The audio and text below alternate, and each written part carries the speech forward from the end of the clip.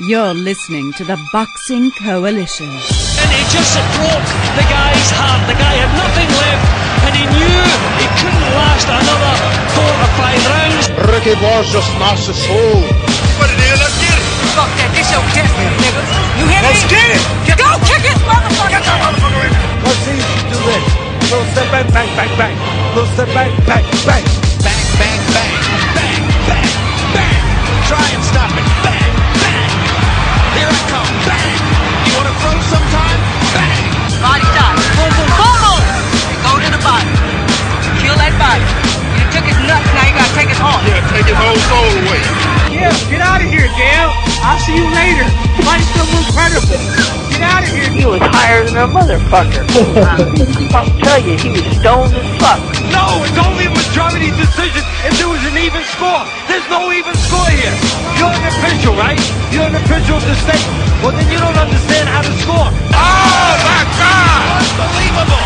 The crowd here on Kovo. He's ready to be whooped, man. He's ready to be whooped. He's ready to be whooped. And Howard Foster has stopped it. Wow. That is going to be controversial. But you really liked to stand toe-to-toe with him in the 12th round, even if you thought you won the fight. It was on. Did you like that? I love you. Hello, and welcome to the Boxing Coalition, a place to discuss anything boxing. We have a rotating panel of hosts that consist of Kimo, Mao Alpha, Cam, Daniel Lim, and MV Chu. If you want to have your say, call in on Skype. Just add Box Coalition and get involved in the show. Hi guys, and welcome to another episode of the Boxing Coalition. My name's Cam. Joining me at the moment is MV Chu. What's happening, Chu? Chu, no, Cam, what's up? Chu, I think we need to go in on all these so-called hosts that never turn up when there's a poor weekend in boxing. They disappoint me, bro, but I'm kind of expecting that nowadays, man. The casualition. Yeah, I think we need to change the name, man. The Boxing Casualition, man. It's definitely something we need to do because people are slacking. I'm calling people out now. You're slacking. Black Ski Mask Joe, where are you? Roos. To be fair, Roos is normally on, so I'll give him a pass because you never know. People might be busy working, whatever. Ari's going to be on the line in a bit. Obviously, Dan Lim, new job. Kimo, living large in Abu Dhabi, so we got to give a bit of some slack to these guys, but definitely, some people definitely slacking. Nah, no excuses. No excuses whatsoever. If you fucking love boxing, you move the calendar. The calendar doesn't move you, you move the calendar. That's what I'm saying. Definitely. I think we got our boy Leon who's trying to get on the line, but it's not going through at the moment. Try again, Leon. I'll try adding you again. But we mentioned that it's a bit of a quiet weekend in boxing. We had this card. You can fucking say that again, bro. Yeah, we had this. Well, we had the Friday Alex Leopai, Malik Scott in Australia. I tried to look for it on Simbro's YouTube. I think the fight was so boring. I think Simbro's couldn't even bother uploading it. That's how boring it was. But have you tried RedTube? RedTube, isn't that like a porn site? That's what happened in that fight. But from what I read on YouTube and on Google, that it was a bit of a one-sided beatdown. Malik Scott basically beat the shit out of Alex Leopai. So yeah, and then we had this card in Chicago at the UIC Pavilion, headlined by Sochi. I'm not even gonna lie to these fans. I didn't watch any fights. I'm literally watching the Abner Cotto Javier Fortuna right now as we speak. I'm in the 4th round of it. At least you're keeping it real. At least you're not trying to blag it and pretend that you watch the fights. Well, I've done that in the past, haven't I?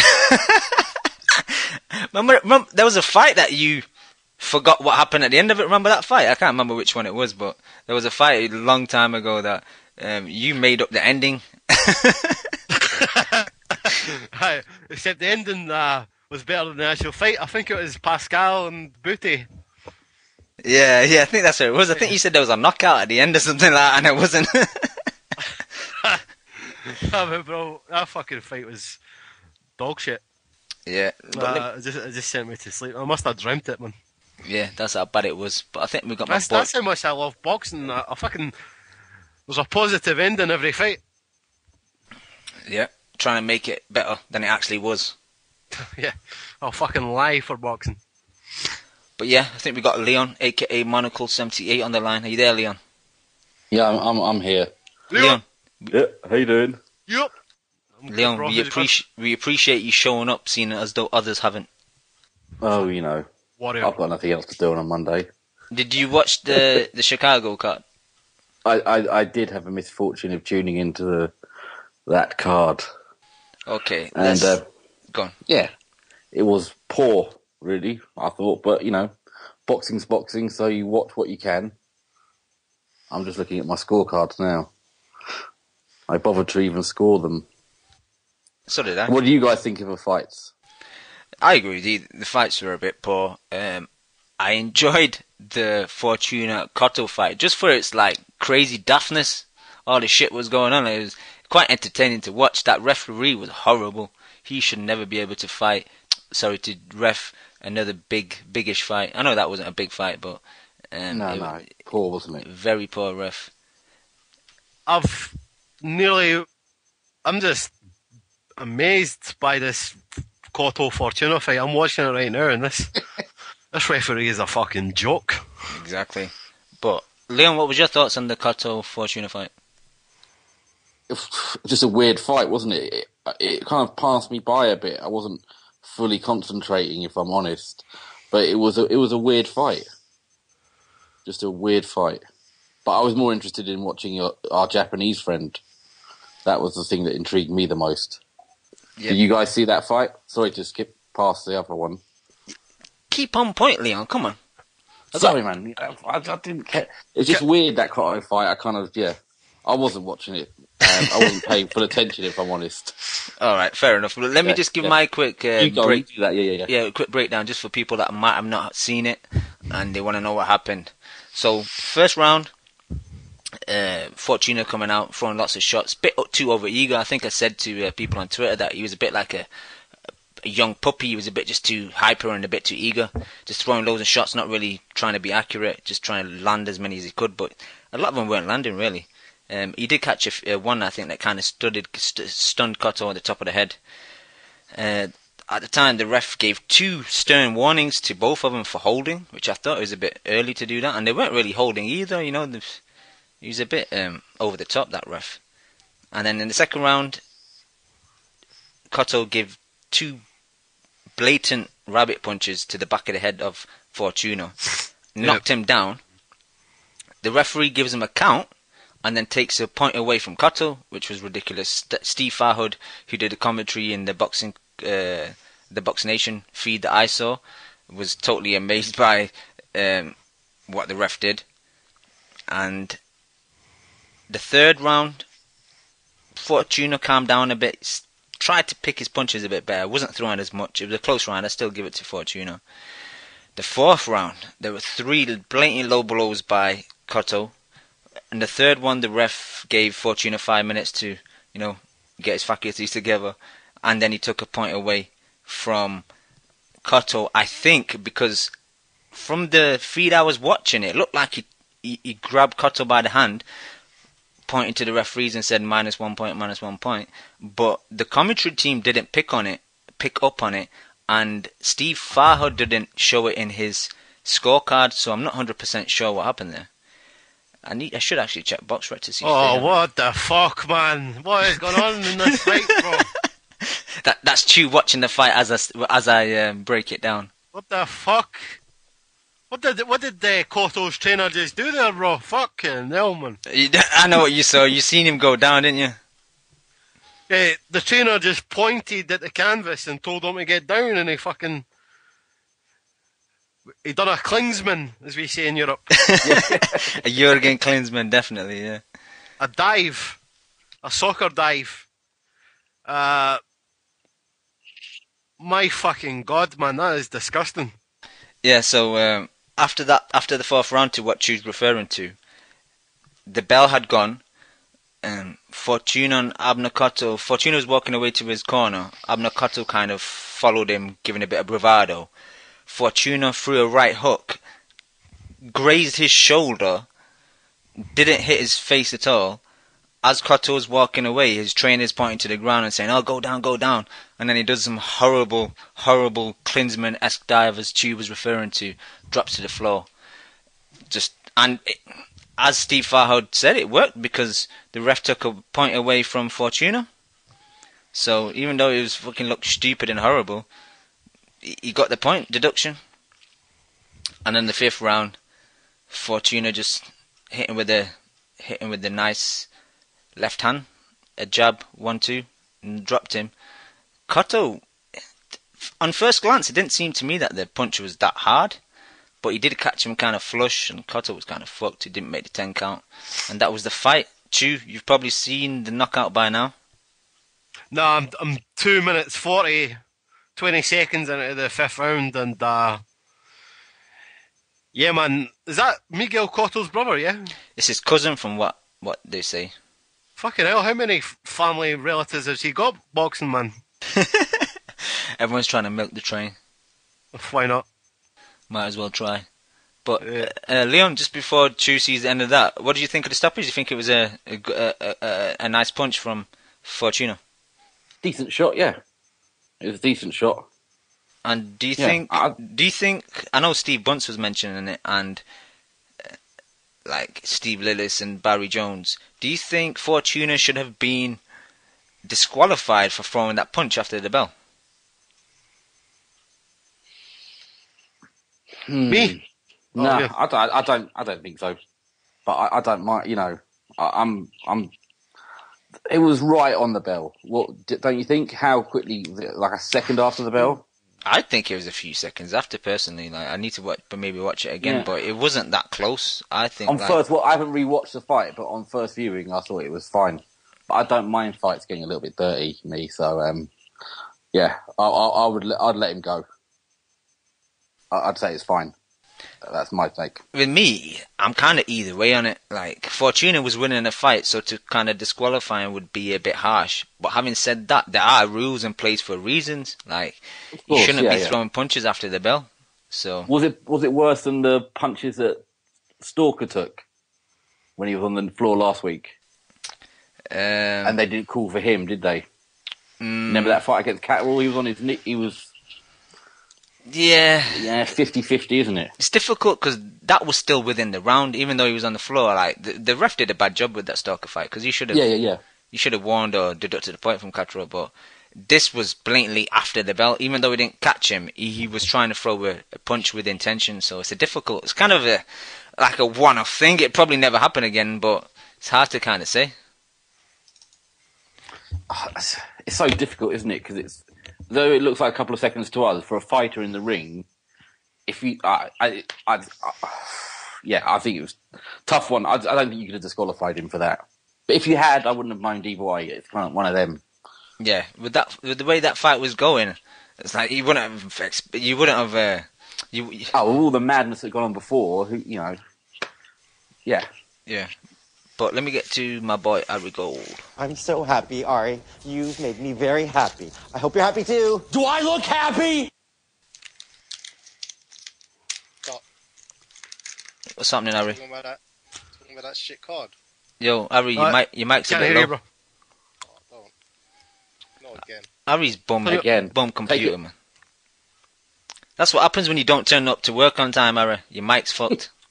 Turn the smoke alarm down, bro. I never hear the smoke alarm. I don't know. Is it me? What about now? Yeah, it's fine now. Yeah, bro.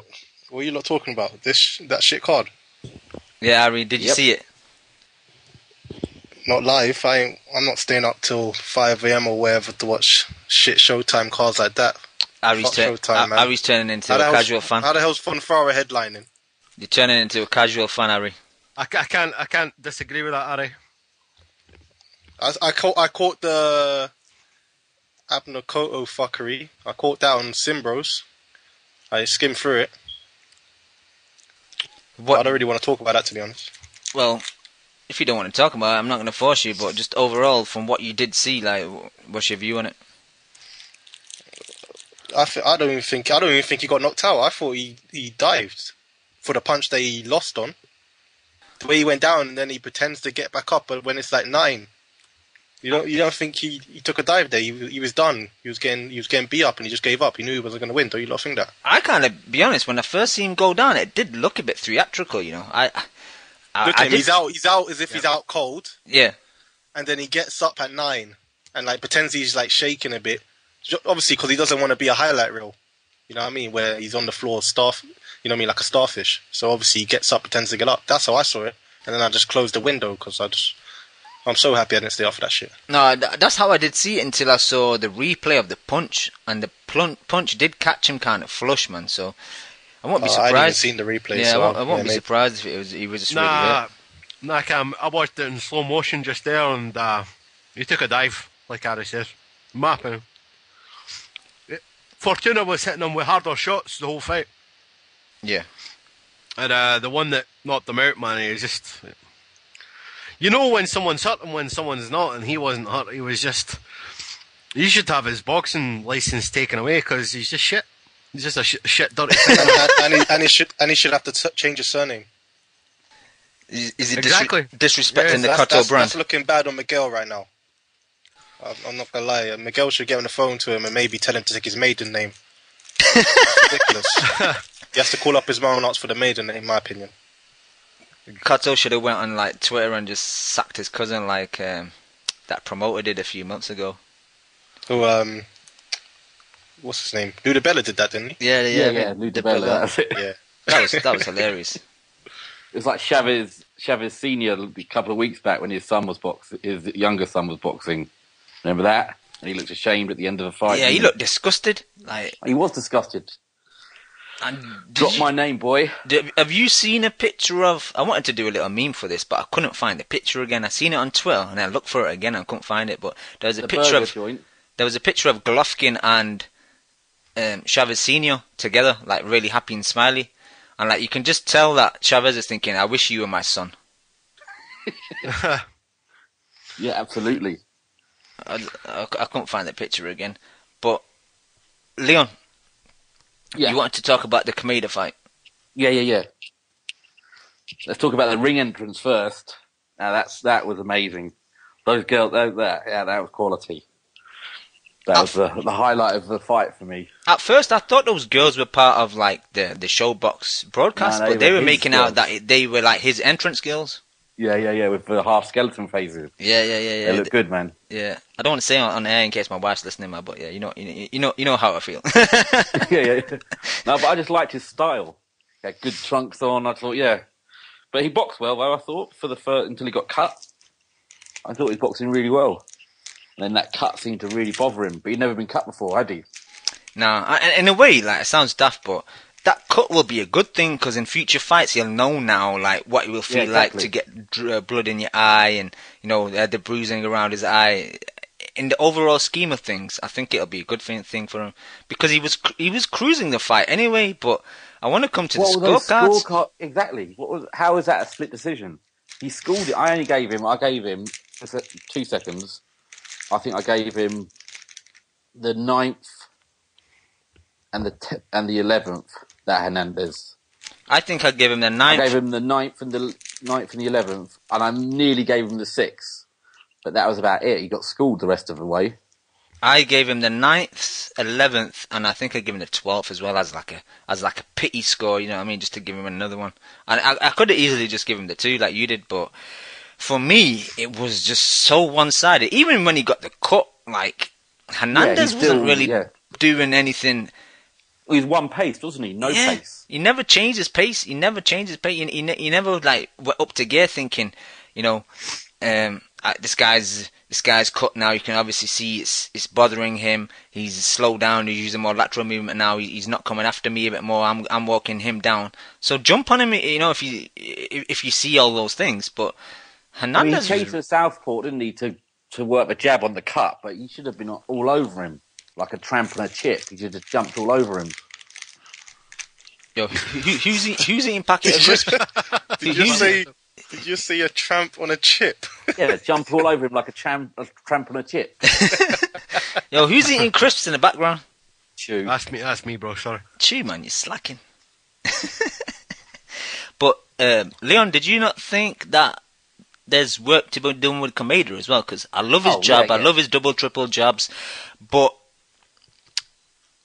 his boxing brain wasn't there at times for me, because this guy's got his high guard. Why are you not going to the body? Why are you headhunting only? Yeah, exactly. But the guy got it right. I don't know those American guys who do the commentary, but he got it spot on. He was like too far away with a jab, and then when he got inside, he was too close and smothered all his own work. That was the other point. That was the other point I wanted to make. Like, why is he fighting Hernandez's fight? Why not use your long arms, your long range, and try and box him a bit more? Why are you trying to fight on the inside when, you know, you got long arms and his hooks are going to land? Because a lot of the times when he was fighting on the inside, he was getting caught with a lot of short left hooks. Shots, yeah. Found it very strange, but if that had been a better fighter, he would have been in trouble. But the guy wasn't there to win. It didn't feel like to me. He didn't walk into that ring thinking he was going to get a victory in any way, shape, or form. It was funny to me as well, because at the end, you know, when his trainer put Hernandez on his shoulders and like parading like they wanted to fight, I thought, oh, they're just doing that kind of shit, you know, like that mental shit. This isn't close at all. And when they announced there was a split decision, I was shocked. I was like, how the fuck is this shit a split decision? I thought they've robbed the Japanese guy here, but yeah, terrible scorecards. Like, to be honest, Leon, I expected one of them to be wide for Kameda, but all three of them, I think, were 115, 113. Yeah, both. Yeah, they all were. It had to be. The most you could give him was three rounds. That's all I could see. The most you could give him. I could see 4. I could see the 9th, 10th, 11th, and 12th if I'm being like proper fair. But that's still 8-4 though. That's still 8-4. Yeah, he's on his bike a bit because he got cut, so he kind of backed off him, didn't he? Yeah. But even still, I mean, they were poor cards. Yeah, definitely. And I'm sick of talking about refs. Yeah, it's just so. Yeah. Refs are taking over boxing, but just quickly before we leave Kameda, on ringside on Thursday, Sky Sports, they said that the fight is in place as long as Kameda, who obviously got his win, and then Jamie McDonnell, who's fighting on the 22nd on the pay-per-view for Bellew Cleverly, as long as them two get their wins, they'll be fighting each other next, which I think would be a decent fight. And obviously, I'd want to rep my flag, but I think Kameda would probably take that. I don't know what you guys think. Probably. Yeah, he would. He would. I don't really rate the McDonald's. They got no power. It's a cash out. Nah. But where's it going to be? Apparently it's in Vegas. It's in Vegas, yeah. Apparently. Yeah, because if it's in the UK, he's getting robbed. Hearn doesn't bring over good opponents. Yeah, Hearn's not going to bring... Because at the end of the day, is McDonnell the regular champ? The regular champ. Yeah. Where Kameda's the full WBO champ, so like Hearn's not going to put... Obviously, basically, they're trying to get a real belt, but they're not going to get it. Yeah. But, you know what? I do like McDonnell, man. Yeah, he's alright, I'm not going to lie. I prefer him to his brother, but... there's levels. Yeah, Jamie's a lot better than Gavin. You know what I mean? This is the Jedi Samurai. Yeah. You know what I mean? Like, you're not going to beat this guy. Those McDonald's just don't have power, and you need a bit of power. Because he's not going to keep him off him, is he? He's going to be on him the whole night. I mean, I can't. I hate to say it. I always want to rep the flag, but he's in trouble, I think. If he gets it when he fights him. See, for me, I've never seen either fighter, Kameda or McDonald, but I do know that when you take a Japanese fighter out of Japan, something gets lost, and then when you take a British fighter out of the UK, it's not the same. So it's basically, if it's a neutral venue like Vegas, maybe they'll just kind of cancel each other out, and it'll just be a big fucking vortex in that ring, and it'll just be a... But Kameda is Heyman now, isn't he? Yeah. So he's Heyman. This isn't his first fight. Yeah, I want to mention that to you. Third. I wanted to mention that to you because he's actually based in Mexico. And since he was young as well. Yeah, since he was young, and he speaks fluent Spanish, so it's almost like he's trying to get that Mexican market. And he's got a kind of Mexican-sounding nickname, hasn't he? Yeah, I don't remember off the top of my head, but yeah. Jedi Samurai's not Mexican. That's not a Mexican-sounding name. But it is when you say it in Mexican. No, he had some kind of Mexican. It was some kind of name they were saying. Oh, I thought he was going to coin the nickname I gave him. Yeah, I think he's slacking. I think it's El Mexican Tito. You've got better beast. It's El Mexican Tito or something like that. Yeah, that's it. Yeah. So nothing for something in the chat is saying. So what Chew's trying to say is that most fighters are shit on the road. Tell me more. It's like an away game. It's like an away game, isn't it? It's like you're not going to be as good as you are at home.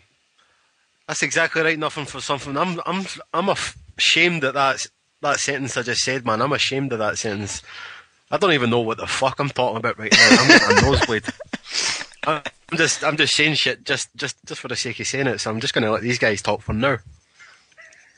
Nah, just go on your random rants, man. We all love your random rants, man. Say anything you want. Don't let nothing for something put you off, man. He ain't got nothing. No, I'm not letting him put him off. He's right. He's right. I don't give a fuck about these guys.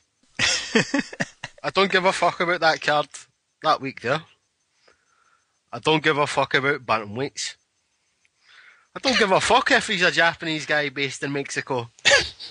I really don't, man. What a fucking cop-out.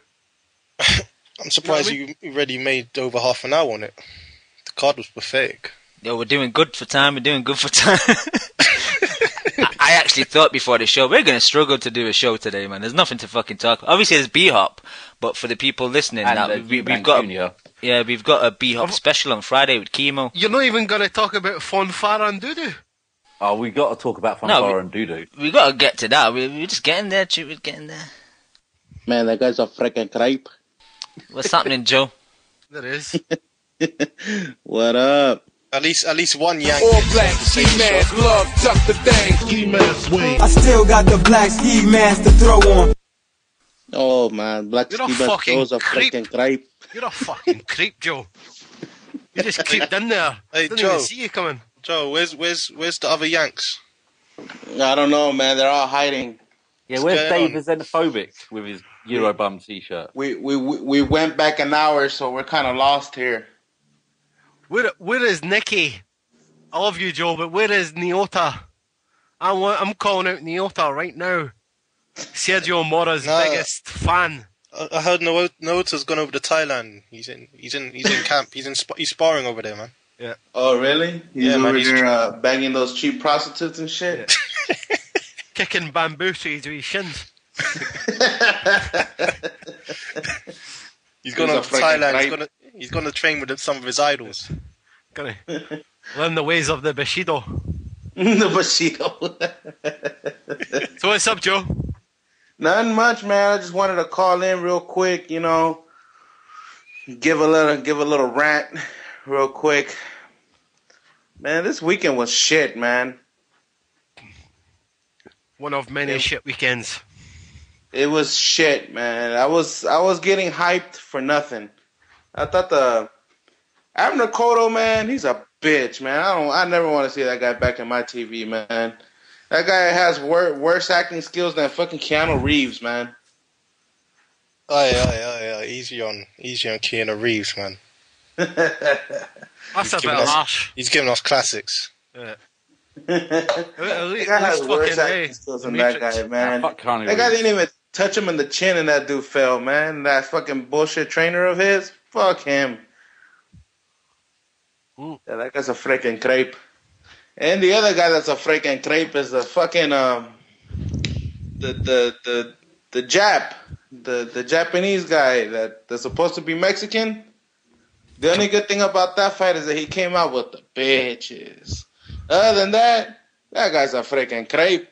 And that guy's a fucking bum, dude. I thought he was gonna knock this bum out, man. This bum that had lost 10 times. 10 times! 10 times! He's freaking lost. Joe, just couldn't even get him out. Joe, who's the fucking creep? that Mexican Jap or the Jap Mexican or whatever the fuck he is. But all I know is a freaking creep. He's a fucking creep. And then Fonfara, man, I thought that was like, I was like, okay, I seen 2 bullshit fights. Now it's time to see a real good one. And that fight was fucking whack, man. It was.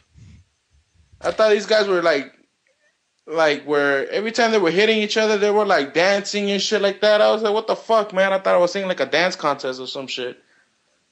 Yo, Joe, can I play devil's advocate to Hernandez, please? Go for it. He has lost 10 times before that fight and now 11, but he's never been stopped, apart from one time where I think he broke his hand against Leo Santa Cruz. That's the only time he's been stopped. So, to be fair, he's not a shit boxer, but he obviously got a lot of defeats. Yeah, he's a freaking creep.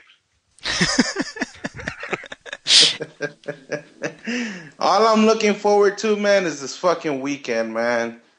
B-Hop versus Kovalev. B-Hop versus Kovalev. B-Hop versus Kovalev, man. I don't know how many of you motherfuckers are ready for this fucking fight or understand the meaning of this fight, man. Like, if this motherfucker Kovalev loses, man, he better go in hiding, man. Like fucking Osama bin Laden and never show his face like for like 10 years, man. Because this motherfucker, if he gets beat by a 50-year-old, you know how embarrassing that shit is, man? Yo, Joe, we're trying to save the B-Hop talk for Friday for the Kimo Special, but just right now, you going for Kova or a B-Hop? As of right now, I'll make my official pick on Friday. I still got a lot of research to do. I was talking to Kevin Horn today, and I said to Kevin, I said, like, who you going for? He said B-Hop. B-Hop's made him loads of money over the years. And I said to him, I said, you know, I've got a feeling that whoever I pick, the opposite person's going to win. If I go for put money on both. I don't want to put money on it, but I'm just thinking, like, the fight's giving me that vibe that, like, there's too many tangibles, there's, like, too many kind of, like, variables to count in, like, well, Cam, did you hear your boy Bellew? Your boy Bellew said he picked Kovalev for a reason. Bellew's a dickhead. Yeah, we'll get into that. Yeah, we'll come to that. We'll get into that, Leo. You got a rant for us, Leon? Yeah, not now. We'll save it. Yeah. Saving the rant. Yo, Kev, what's happening? Yeah, my picks in big fights have been just as bad as yours too, Cam. I mean, I end up picking with my heart and not my head because, you know, I'm just a fan. I want to watch who I want to watch win, and I kind of go that way. But that's why I can't bet against B-Hop. He won me too much money in the Trinidad fight, the Pavlik fight, the second Pascal fight. Like, I can't not bet against him. But I don't know. Everybody's comparing this to the Pavlik fight, but I don't know, man. I don't think this is pretty much the same. This is a natural, you know, light heavyweight that's a big dude. Hopkins is another, 7 years older? And you know what I mean? Hopkins ain't going to be the bigger guy or same size guy in the ring that night. He's going to be the smarter guy. Yeah, you could be as smart as you want, man. I beat up a lot of chess players myself, you know what I mean? Not a lot of you know, intellectual giants out there running on the football field in the NFL. So, you know, brains are one thing. I think that's overcalculated, you know. Brains might help you land a couple shots, but that's not going to pull you through like complete disadvantages. Yeah. I just want to see how his old ass body holds up, man. Yeah, he's looking better physically. This on that one. That was a great 24/7, by the way. Even though there's one episode, I wish there was two. HBO still does a good job on those things, man. But he was looking in good shape. The last couple of fights, I was the one who said, you know, he's looking a little flabby. He's finally looking his age, and he's just looking a lot better for this fight. You know, a lot in better shape. I think that's because this is his third fight, basically in less than a year, about a year and a half. So he stayed. Yo, Kev, you're breaking up a bit. I'm on the road traveling, so I'm gonna listen in. All right, Kev. Yo, can I just respond to what Joe said about if B-Hop beats Kovalev, that's somehow embarrassing? I don't particularly like B-Hop's style, but he's one of the best fighters who's ever lived. Top 10 pound for pound of all time, in my opinion. So I don't really agree with Joe when he says if B-Hop beats him, Kovalev better not show his face. I disagree. I think if Kovalev beats B-Hop, he could eat off that win forever. Because if you knock out Hopkins, that's like Willy Wonka's golden ticket. You'll always be fucking eating off that forever. You could retire right there and then. You will be the guy who knocks out B-Hop. Yeah, that's for real. Look how B-Hop, he lived off Oscar De La Hoya's infamous body shot punch, man. That's just forever going down in his name, man. Knocking down Oscar De La Hoya with a fucking body punch. So yeah, man, I mean, I see it the same way for Kovalev, you know. Either or, man. I mean, this is like a real 50-50 fight, man. Age and experience versus the strong brute that just puts supplies and does all this fucking pressure on you till you fucking submit or quit, man. Yeah. I don't even see it as 50-50. Who you got? I got Kovalev. You know, I think Hopkins getting overrated a bit. Now that I think about it, because who's he really beat recently? Who's he really beat when you think about it? Who's he beat? Yeah, because that if we go back to that shit, man, you know. I'm going back to that shit. Fight, the Shumanov Who's fight. Shumanov was like kind of whack, man. I don't know who Shumanov is. And Murat, I already said, heavily beat Murat better than Hopkins did. And Cloud, everyone knows Cloud isn't what we, you know what I mean? Cloud's just any guy, really, and he lost to Dawson. Yeah, Shumanov was a weird guy. He was literally a guy who had no trainer, lives in a cave, is a billionaire. Somehow he managed to get a fight with Hopkins, and he actually done okay in a couple of rounds, man. So if Shumanov and Murat were able to put hands on Hopkins, if Kovalev lands one of those punches on Hopkins is in big trouble. So I see your point of view, but I'm not going to go into it anymore because we've got a whole other show to get into it. But like in my opinion, it's still a 50-50 fight because when Kovalev comes in, he's got a tendency to get caught. Agnew put punches on him, and I think B-Hop has got underestimated punching power. It's got an interesting fight. True. I don't really want to talk about it too much, but just the point what you guys were making. Who has Kovalev really beat? You're talking about B-Hop's recent resume, but like, what big names has Kovalev beat? Not big names, but Campillo, for example. Just the way he fucking handled him. You know, Campillo has beat many a prospect. Nathan Cloverly. Going over to Wales and beating him. You know, some decent fights, man. You know what I mean? I don't know, too. Like, I think their resumes is like, if you look at Kovalev's last two fights, you got that Blake Caparero, he was ESPN level fighter. Cedric Agnew's biggest fight. He frustrated him a bit by just kind of like guarding up, but he didn't really offer much. Ismail Salak, a bit overrated. Cleverly was a decent win in Wales, but like Cleverly was match made really well. Like that was probably easily his biggest test. And he's barely lost a round as well, though. You have to remember that. That's a good point, Harry. That's a good point. But yeah, we need to get off the subject, man, because we've got the Kimo Special. Hopefully Dan will jump on for about half an hour, 45 minutes before he gets to work. Mal hopefully will be on a bit of a reunion show. So let's go to... Harry, what did you want to discuss? Was it the ringside episode on Thursday? Cringe side? Cringe side? What did you say? I had to turn the channel. I was watching it. I was thinking it might be decent, and I was watching it with my family, and I can't make them think that's what boxing is. Bellew just looked like a little baby.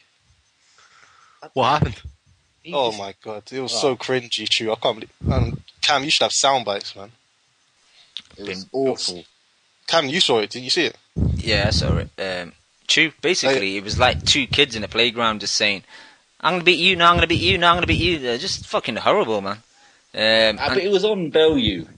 Cleverly doesn't care. I don't think Bellew just seems to. I don't even know where the hate comes from. I don't get it. He said he was disrespected in the last fight. But I don't see where it was from. He's deluded. I think he's insane. Yeah, I feel for him. He's completely deluded. I guess he feels he has to do that to himself to get himself up for the fights and motivate himself to work hard. So he has to pretend that he proper despises his opponent. I think the disrespect thing is after the first fight. I think, like when they embrace and they kind of like showed a bit of love to each other, and then afterwards in the press conference, I think Cleverly said a few things which pissed him off because he thought they kind of squashed the beef. So I think that's why he's talking about the disrespect. But the funny bit again is they had a psychologist. I think. Yeah, that's what I wanted to get to. Yeah, you can say it then. Go on. Yeah, it was that guy I've heard interviews with that guy before on some other boxing things. And he knows his shit, and he gets it, and he's a bright guy. And Bellew was he hit the nail on the head, and Bellew just looked embarrassed and got really defensive because he knew he was right. Don't you think, Ari? He knew he was right. Yeah, but for the listeners, he said, who didn't watch it, he said how Bellew is very angry, and he uses the anger in his fights, and it hurts, and it doesn't help him in fights. And negative energy, isn't it? Yeah. And then they went back to the studio, and Bellew's just there, and he starts ranting about the guy, saying how he's not in shape, and basically shitting on the guy. The only fight he's had is to get to the front of a queue or something like that. Yeah, he doesn't like clever people, does he, Bellew? He's intimidated by people who are intelligent, it seems to me. That seems to be one of his major problems. You could tell Eddie Hearn was embarrassed as well, when he was in between them, and they were just kind of like arguing over their shoulder. The man wasn't worth a carrot. You could tell he was so embarrassed with these two children. Sorry, Chew, what did you want to say? I like Bellew. Why? He's funny to laugh at. I think when I've heard him commentate and whatnot, he's articulate, he's funny. So he says things like, "You fucking rat." That's good. I don't want a fighter that's gonna go up to a guy and says, "Oh, I respect you. Oh. Like Donaire and Walters. Oh man, you're great. Oh, fuck yeah, that. Yeah, but that was man. after the fight, though. That's after the fight. Yeah. It's not like they were having a big love fest before the fight. I just want to see tension, man. I want to see a fight. Well, there's definitely tension. That's good. It is good. I just don't like Bellew. Nah, there's some guys who are just fashionable to hate. And it's fashionable to hate Bellew. Are you suggesting I'm being a bandwagon jumper, Drew? No, I'm not saying that. I'm joking. I don't care. Well, why do you hate him? I won't go into the main reason I hate him, but he talks shit. And he's talked so much shit, and it doesn't. Muhammad Ali talks shit. Yeah, I'm not a big fan of him either. So, but I just think he's always. I'm going to do it in the ring. Wait until I get in the ring. I don't do my talking outside of the ring. I'll do it in the ring. Failed. You failed when you stepped up. Every time, and I'm just not a fan. Chew, this is KH again. I hope I'm not cutting out, but no, go, bro. Bellew basically made it pretty easy for people to hate him just on that little interview there, that ringside.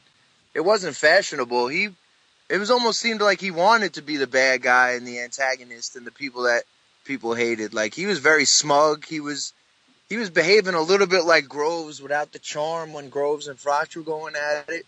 And I didn't really like him. I mean, I kind of liked him before, and I always told Cam I kind of liked him because, he came to New York and he did real well in the gyms over here when he was sparring with a lot of the 175 pounders around here.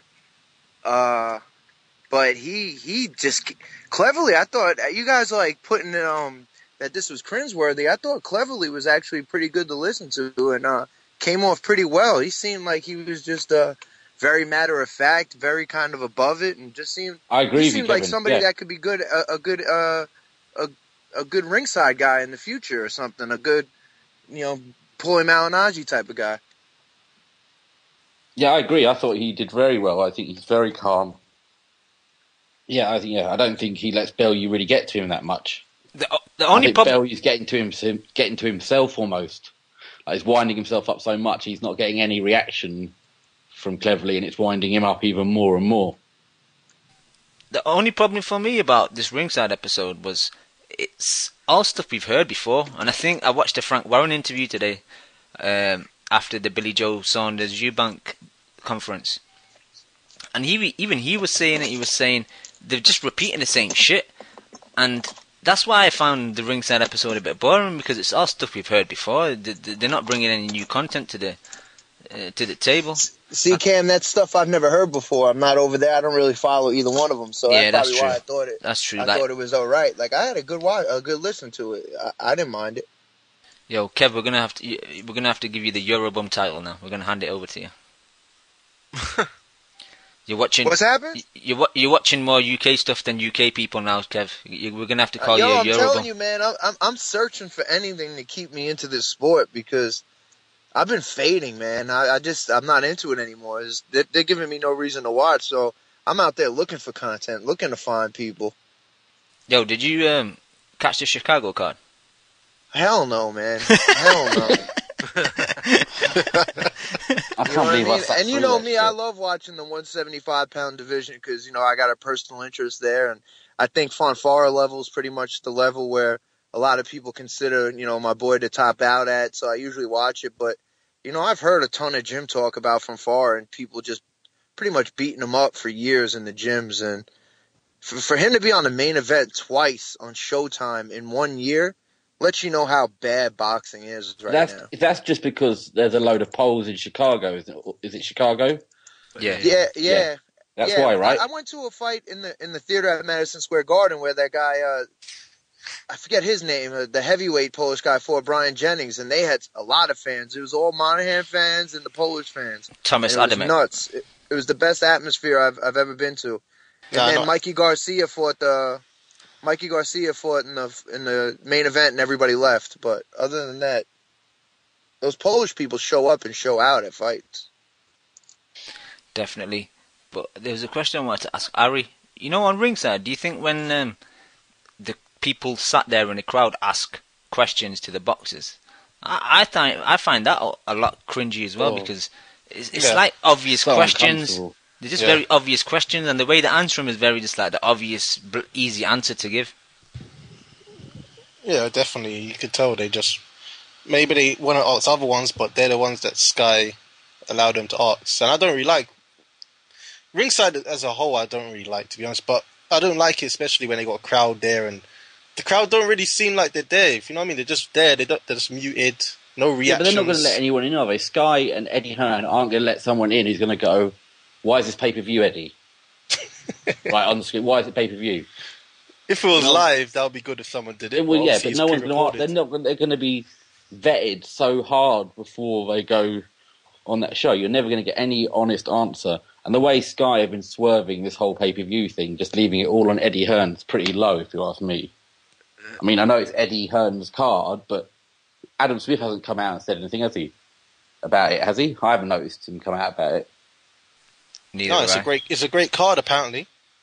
It's a great, but like it's a great card down one side.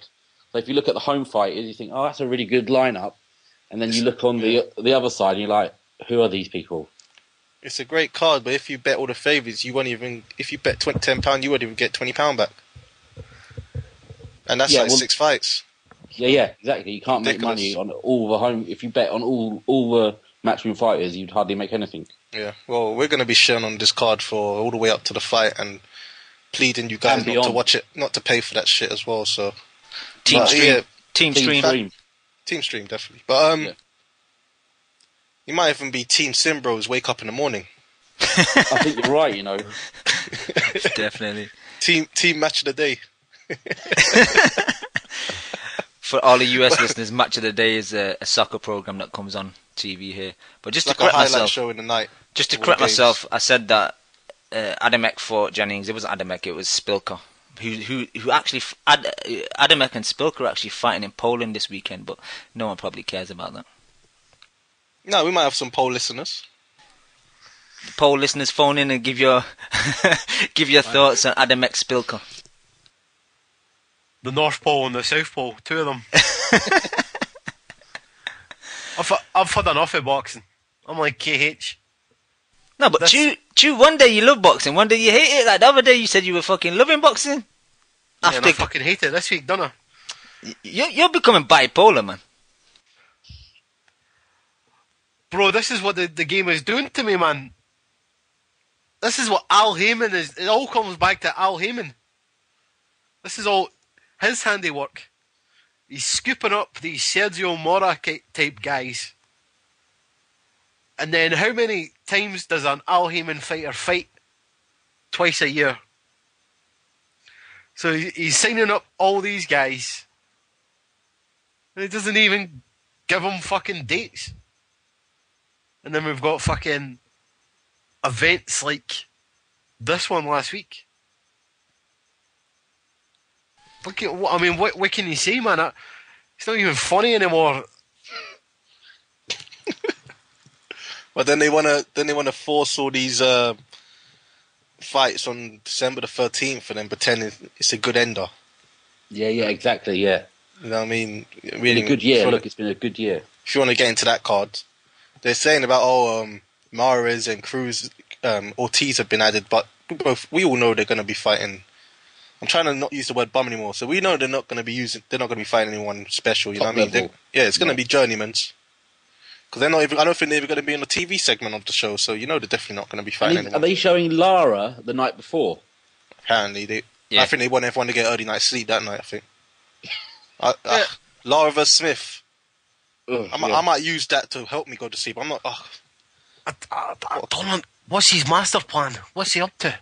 Signing Mora, signing Ishii Smith, signing Lara, signing Melina. Are you having a fucking giraffe? I think he's trying to kill the sport. I think he's trying to kill the sport. That's what I think, man. I think he hates boxing. He hates boxing more than you. I don't want to get into Heyman. I don't really want to get into Heyman, man. It's been all year with this shit, so it's not even worth. I think he's an MMA fan. Imagine at the end of the plan, he rips off the mask and it's Dana White. Probably. But fucking Dana White only signs washed up boxers who are fucking old as fuck, man. Heyman just fucking signs the young washed up boxers who are born as fuck. Man, I don't get it. Even fucking Jay-Z try to sign Andre Ward. Why the fuck are these? Why are these guys trying to sign all the boring fighters? That's all that left. That's a good move getting Ward though. But will he get him? I think he will. If he can get him out of that contract. Yeah. That's why. If he'd fought twice this year, wouldn't he be out of the contract? I don't even know. I don't know. Yeah. We need to get a lawyer on the line. I don't know. Yeah, he's not. We shouldn't talk about him. He's a retired fighter. Well, to quote Wood from the Boxing Voice, Ward's best victory was against Dan Goosen. Sick, but it's true. Yeah. He fucking killed that guy. He did. He pushed him over the edge, man. Come on, man. None of that. You can accelerate that kind of shit with that bullshit. Of course. Yeah. Fucking all the. It's true, like, I mean, when you think about it, all that guy done for him. Yeah. That's how you fucking repay the guy. He was a nobody when that Super 6 started. Well, not nobody, but he wasn't a name, was he? And look at the advantages he got, Leon. Yeah. Yeah, exactly. Did he ever go anywhere? All his fights were in the States, right? Yeah. I can remember I was listening to Max Boxing fucking the next round with Steve Kim. Yeah. And they were saying that Dan Goosen flew all these fucking boxing reporters out Oh yeah, I heard that. Yeah, to Puerto Rico or some shit to basically to go on a holiday, like a week's holiday, and then at the end you get to see an Andre Ward fight on like a tropical island. And I'm like, who the fuck does that? That's brilliant. That's fucking amazing. I'd sign up for that. And then all of a sudden your guy is like got a buzz, and he's got like good grace with all these fucking boxing writers and shit, and that's good promotion. And all yet, that good grace is gone now, though. Tell me about it, man. He needs to go. Andre Ward? Yeah, I don't care if I never see him fight again. Well, I think he's got to do what Amir Khan's got to do. He's got to embrace the hate. Yeah, become the bad guy. Face turn. Heel turn. Become the bad guy, because let's face it, he's a cunt. Yeah, he's a cunt. He is a cunt. But there's so many people I want out of boxing. Floyd, Pacquiao, Bhop. We need to clear the decks and to make room for new people. Like, I just think they're just all hanging over the sport for too long now. It's just like, they all need to go and we need to start again. Even if boxing gets worse because of it, I just think you just refresh, reboot. But it's tough, man, because all the boxers nowadays, they don't want to fight. Yeah, it's true. They don't want fights. I mean, they want the money. They want the glory, but they don't want to fight. James Kirkland doesn't want to fight. That's why I'm all about these Eastern European guys. Because you look at Better Beast, 6 fight, IR Fight Cloud, bang, you're out of here. Kovalev, all right, I have Hopkins, no problem. Triple G's calling out anyone, he'll fight anyone. He loves box. Yeah. I'm all about those guys. They just want to fight. He loves fight. That's his style. That's his Mexican style. But look, Kovalev killed a man in the ring, and he's still vicious in there. You know, most boxers who get involved in a situation like that, they get scared to throw punches. Not him. He's just like, nah, next. That's a great point. That's what I do. That's a great point. And I'm not saying that he was. I'm sure he would never wanted that to happen, but psychologically, it didn't faze him at all, and that's why Bhop. I know we're not allowed to talk too much about Bhop, but that's why Bhop won't get in the guy's head, I don't think. Fucking Kovalev is fishing on Big Bear Lake. Fucking... He's a killer, man. He's literally a killer. Doesn't give a fuck. No.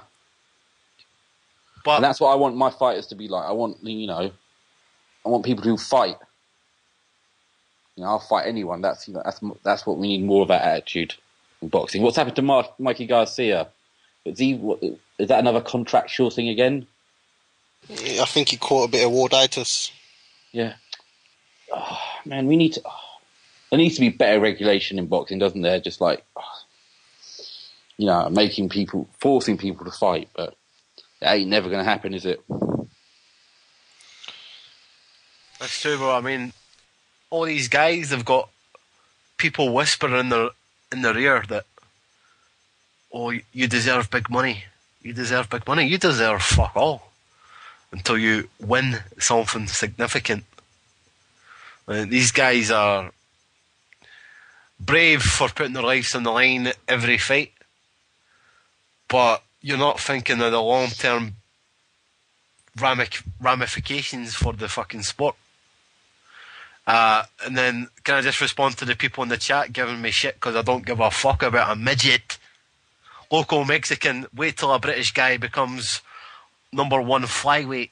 Chu will be an expert in the division law. I'll tell you something right now. If my fucking next door neighbour became the number 1 flyweight in the world, you know what I'd do? I'd fucking walk past the cunt.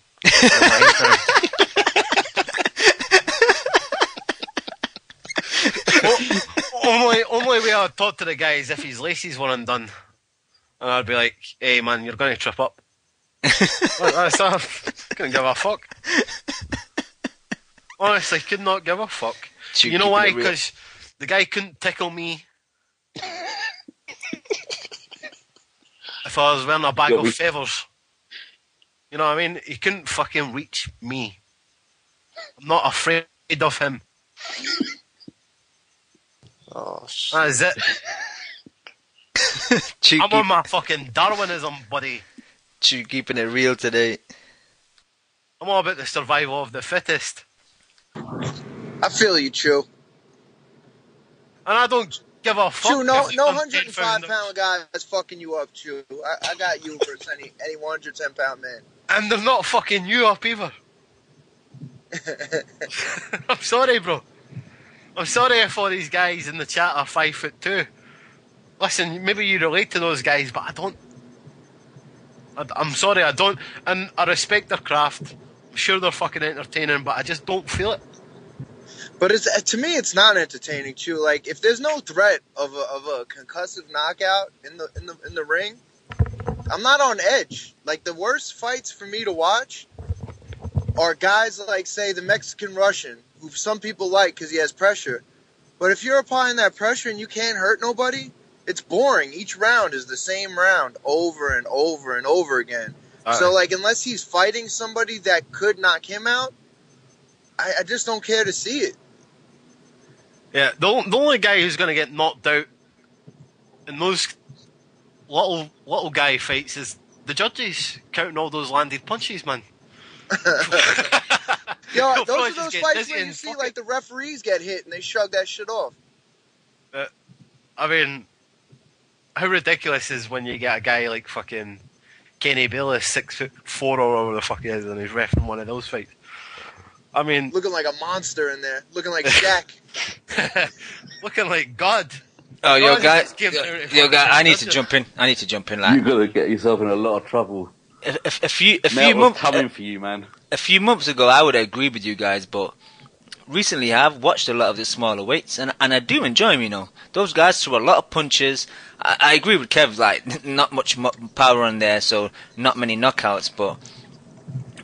Like Chocolatito, Estrada, them type of guys, they're fun to watch because like Chocolatito's accuracy is really good, man. And when he lands clean, and and he'll throw hundreds and hundreds of punches, man. Like I'm finding him enjoyable to watch. Yeah.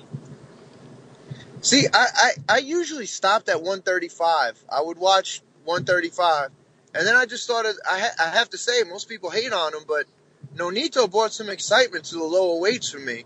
And I started watching. Now you got the Framptons and those guys. You know what I mean? And I'm into that, but I can't get into like straw weights and shit like that. I just can't.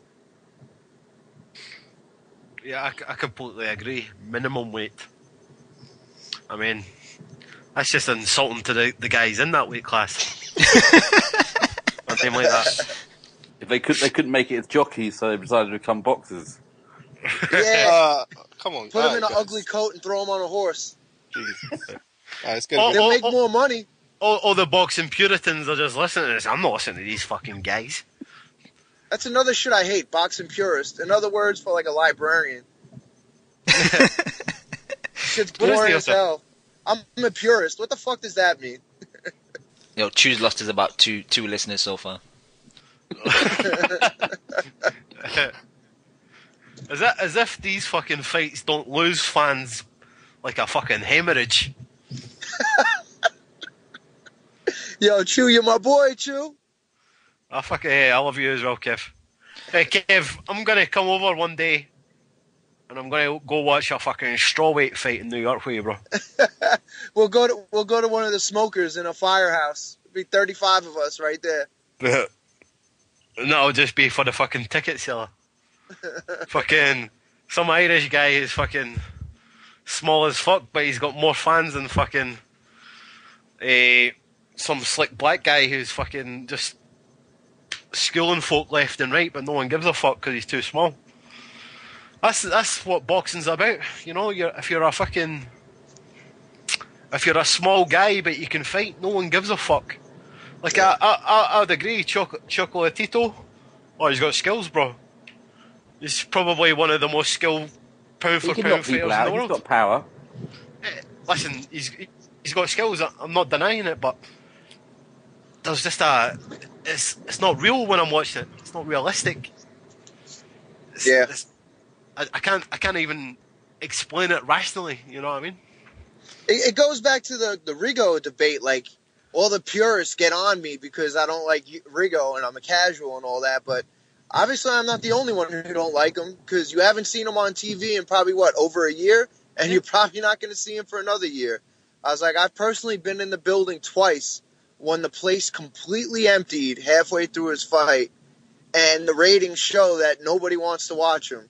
So, if you want to be somebody different and be like, oh, I enjoy that type of stuff, that's cool. That's for you to enjoy. But it's factually incorrect to say that everybody likes it because only the very few like it. But you That's would not like... saying he's not great. He might be great. I just, it's in a day and age when there's so much you can do with your time. You could download any app, download any movie, download any TV show. You could go watch a million sports on TV. It's like, you know what? I'd rather do a million things than watch a Rigo fight. But what about you? If we could get Rigo Frampton, you'd be into that though, wouldn't you? I would be into it because I'd be into Frampton for the hype. Yeah. Like, I watched Nonito Rigo. I was there. I was live. And I was live for him versus Becco. So, like, I'm not saying I wouldn't give it a chance, but I'd also be quick to turn off the channel like most people. No, but I think it's what it goes to the bigger point is that what's happening in boxing now is that we're not getting the right fights. We're not getting good 50-50 fights. Even if it's a fighter that you don't say you particularly like his style, but if he's in a good fight with someone on his level who's, if you've got a boxer and a puncher, it's 50-50 and that's where fight, boxing you can want to learn see it, from don't MMA. you? Yep.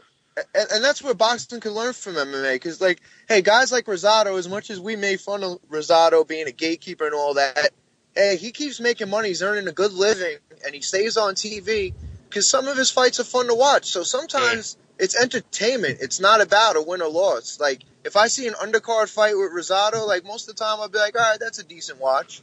Yeah. Like, I'll show up for that. Yo, guys, let me jump in. We got local, just as a speaking, his calls dropped. We had local Mexican from the chat. He's coming for you, Chew. I think he's trying to defend you guys. Chew, you must have pissed him off because Loco's been listening to the show for over a year and he's never called in anything. Brilliant. All I can say is, listen, there's a reason why all these guys, such as Donaire, Rigondeaux, even historically, like Prince Nazim Hamed, are fucking competing in higher weight classes than they belong to. Rigondeaux's not a fucking super bantamweight. He's probably not even a bantamweight. But he fucking competes in these weight classes. Why? Because he doesn't get the respect or the credibility and the money. Smaller weight, or the money in the smaller weight classes. Same with Prince Nazim Hamed. Look at the fucking size difference between Barrera and Hamed. You know what I mean? I don't care about the weights. I'm talking about the size. You know what I mean? The frame, the height. And Donaire at one point was talking like he was going to do a Manny Pacquiao and then just go straight up through the divisions, man. But he's not even a fucking featherweight. What do you guys think about the Prince getting into the Hall of Fame? What do you think? Is that going to happen, or did the vote happen yet? It's 10 years too late. Yeah, how was he respected over there and liked over there? I loved the Prince. I loved him. He was I loved him as well. He had a special power. I was a bit young, but obviously he's a legend over here. You know, he used to I think he used to sell the most pay-per-views out of everyone over here. Yeah. So. Yeah. He came straight after. He crossed over the end of Ben and Eubank. Yeah. And that's what I was in. So right after Eubank and Ben built it up. It's like, who the fuck is this mouthy bastard? Fucking hell, what is he on? And then we just rode it because he was a great, always entertaining. Never a bad fight. He's the one who got me into boxing. Yeah, right, yeah. Like, really. Big Emmanuel Stewart, who's held the gloves for times, held the pads for Klitschko, still said, I remember him saying one time that Prince Nassim Ahmed was the most explosive guy he ever held the pads for. Yeah, I remember that. And this is a guy who held pads for years for Vladimir Klitschko. He was a big puncher. But he got lazy quickly. Kid Galahad in the chat. Nazim is a hype job. He beat up on old as fuck Kevin Kelly. Who did Hamed beat? Anyone. You know what, man? Kevin Kelly. Beat Kevin Kelly. Yeah. Yo, guys, let me get to Rob Palmer. We got Rob Palmer on the line. Are you there, Rob? What's up, guys? How's it going? Can you You hear me good? Yeah, we can hear you well, Rob. So, Rob, every time you phone the boxing voice, you're always parking up your car. You're not parking up your car, are you? No, not parking up my car. Sometimes getting chased by the feds as well. Like Grand Theft Auto. The cops are on you here, man. Yeah, what's happening, man? You know what? I remember back in the day, actually, I used to play. Do you remember? Because I was like 7, 8 years old when Hamed was coming through. I remember I used to take my wrestling figures and pretend they were Prince Nassim Hamed and do like little boxing matches with them. Like that's how much Nassim Hamed crossed over. Like 7-year-olds like loved Nassim Hamed. Oh yeah, everyone knew who he was. He was a household name. Yeah, he was massive, and he polarized opinion, didn't he? Which I guess is a good thing. You either loved him or you hated him, but no matter what, you kind of had an opinion on him. You wanted to see him for one reason or the other, didn't you? Oh yeah, absolutely. I even remember kids going as like Prince Nassim Hamed to Halloween and stuff like that. Like they'd have like the leopard print shorts on and a pair of boxing gloves and look like Naz. See, in fairness though, as much as a fan of Naz Amar, he ducked many a fighter. I don't know what you think, Rob, but he ducked Marquez. I don't know. I mean, listen, I'm not one that likes to throw out the term ducking so much because the thing is like, you don't know everything that went in. I mean, like take Mayweather, for example. I don't want us to go off in some big Mayweather debate, but there were times when Mayweather was trying to make fights with Cotto and Mosley and those guys didn't want to know.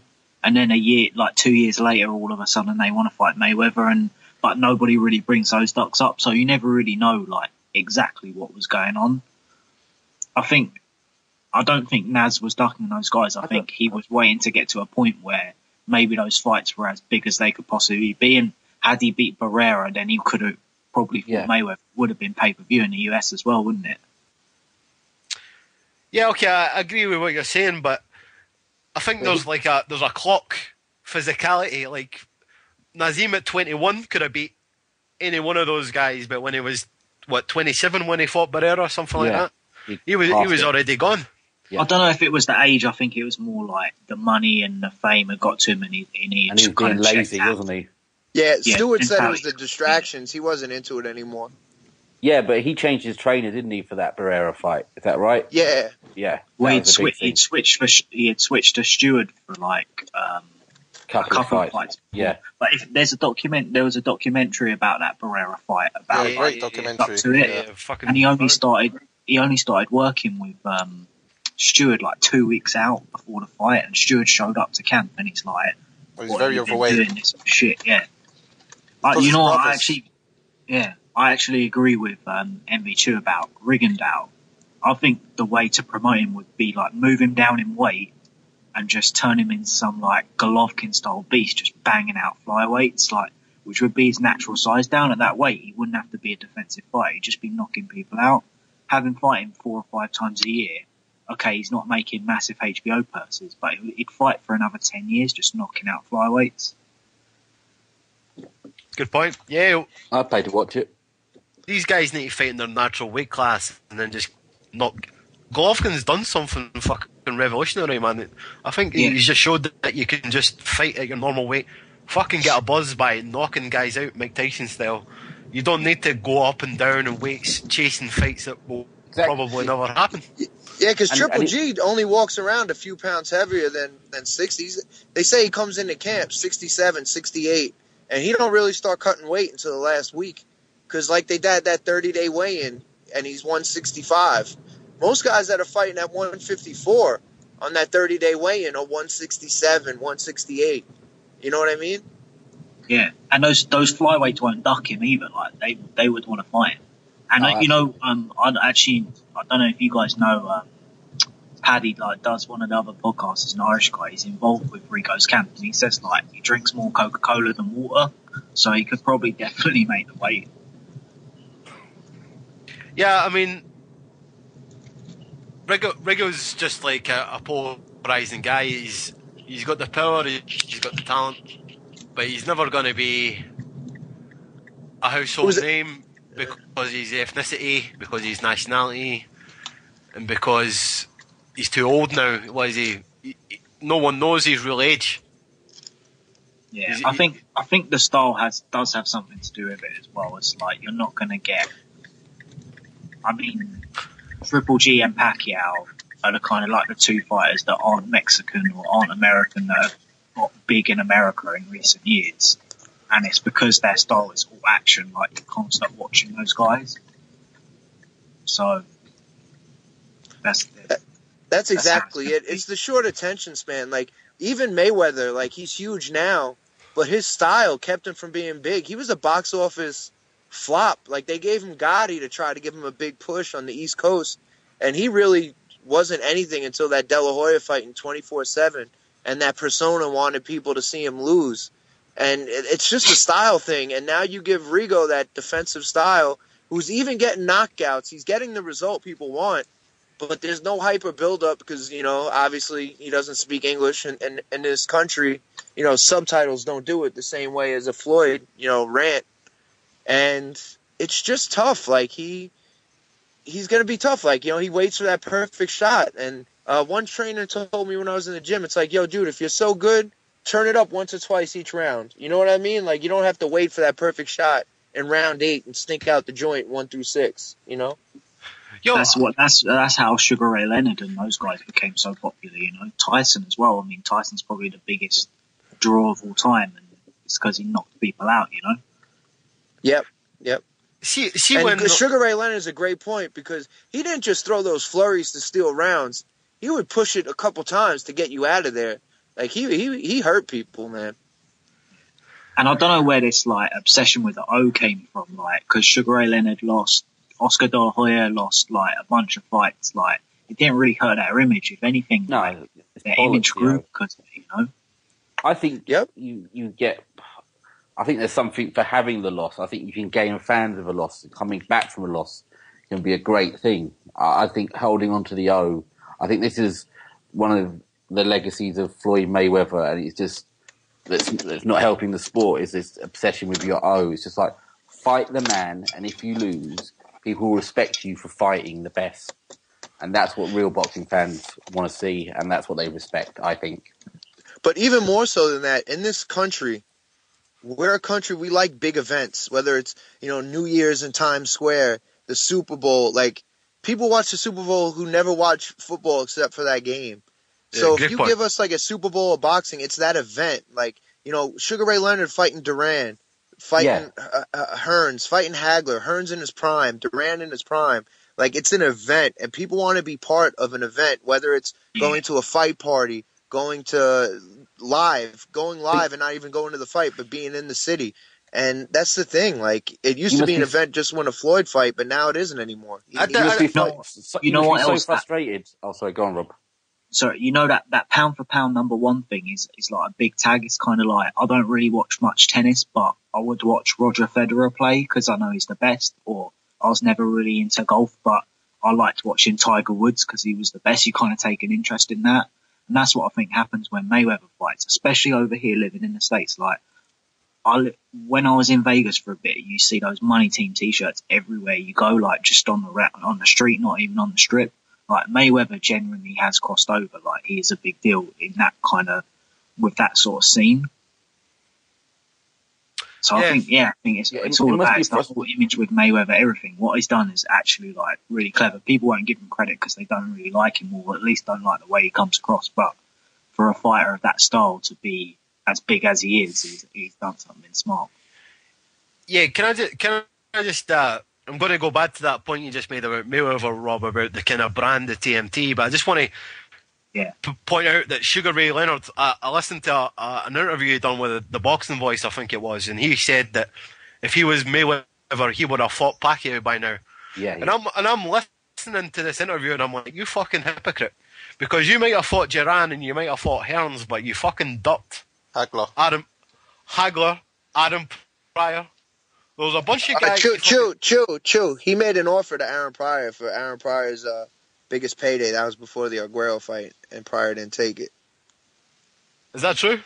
Yeah. Yeah, that's what. And you that's can't what really I mean. Like, these fighters, like, you can say the same thing. Like, Mayweather did make an offer, didn't need to, like, pay. Like, you don't even know, like, when these fighters say they want to fight, but when it comes down to it, they want it to be for the big money. They wouldn't be prepared to take short money to take these fights. That's why you got to love Golovkin, man, because you know he'd take like 5% to fight Cotto just to get that fight, and probably Cotto exactly. turn it down. And Chew, about the Hagler fight, you got to understand, like, back then, before like the junior middleweights, you know, that was a big jump from welterweight to middleweight on same day weigh-ins. You know, so he wasn't a guy cutting 30 pounds and rehydrating 15, 20 pounds on fight night because they were doing same day weigh-ins. So that was a big difference. And, you know, he eventually got in the ring with Hagler after a time off.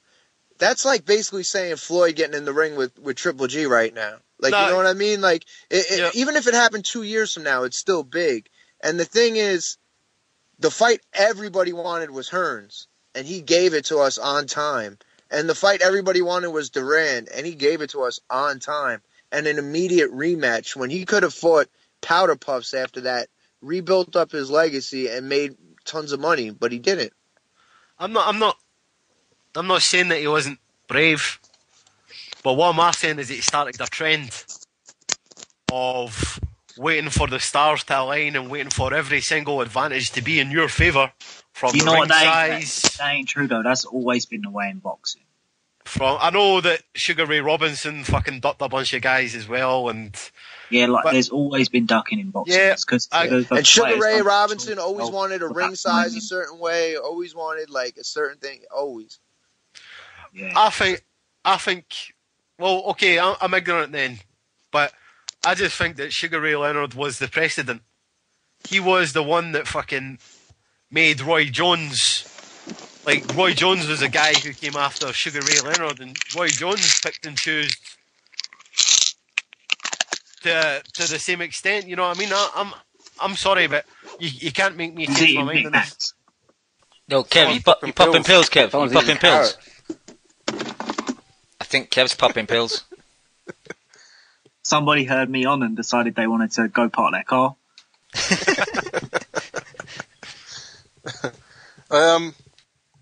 Forget all that Floyd and ducking shit, man. I'm not gonna lie, man. But Rob, who you picking? Hopkins, Kovalev? I'm picking Kovalev. You know, I think he's just gonna walk through him. But you know what? I gotta be real. I picked like Murat. I picked Shumanov. I picked Cloud. I picked all those guys to beat Hopkins. So I'm just gonna I'll take all the credit when Kovalev beats him. I'll be like, yeah, I picked him. See, I knew, but I've been picking against Hopkins a lot recently, so maybe I just got flawed logic in that respect. I just don't see how someone that age is going to ever be able to stand up to that kind of punishment. I think if you just hit him on the arm, he's going to knock him out. Exactly, just turn him into. If he doesn't even have to land clean, he can just wear him down.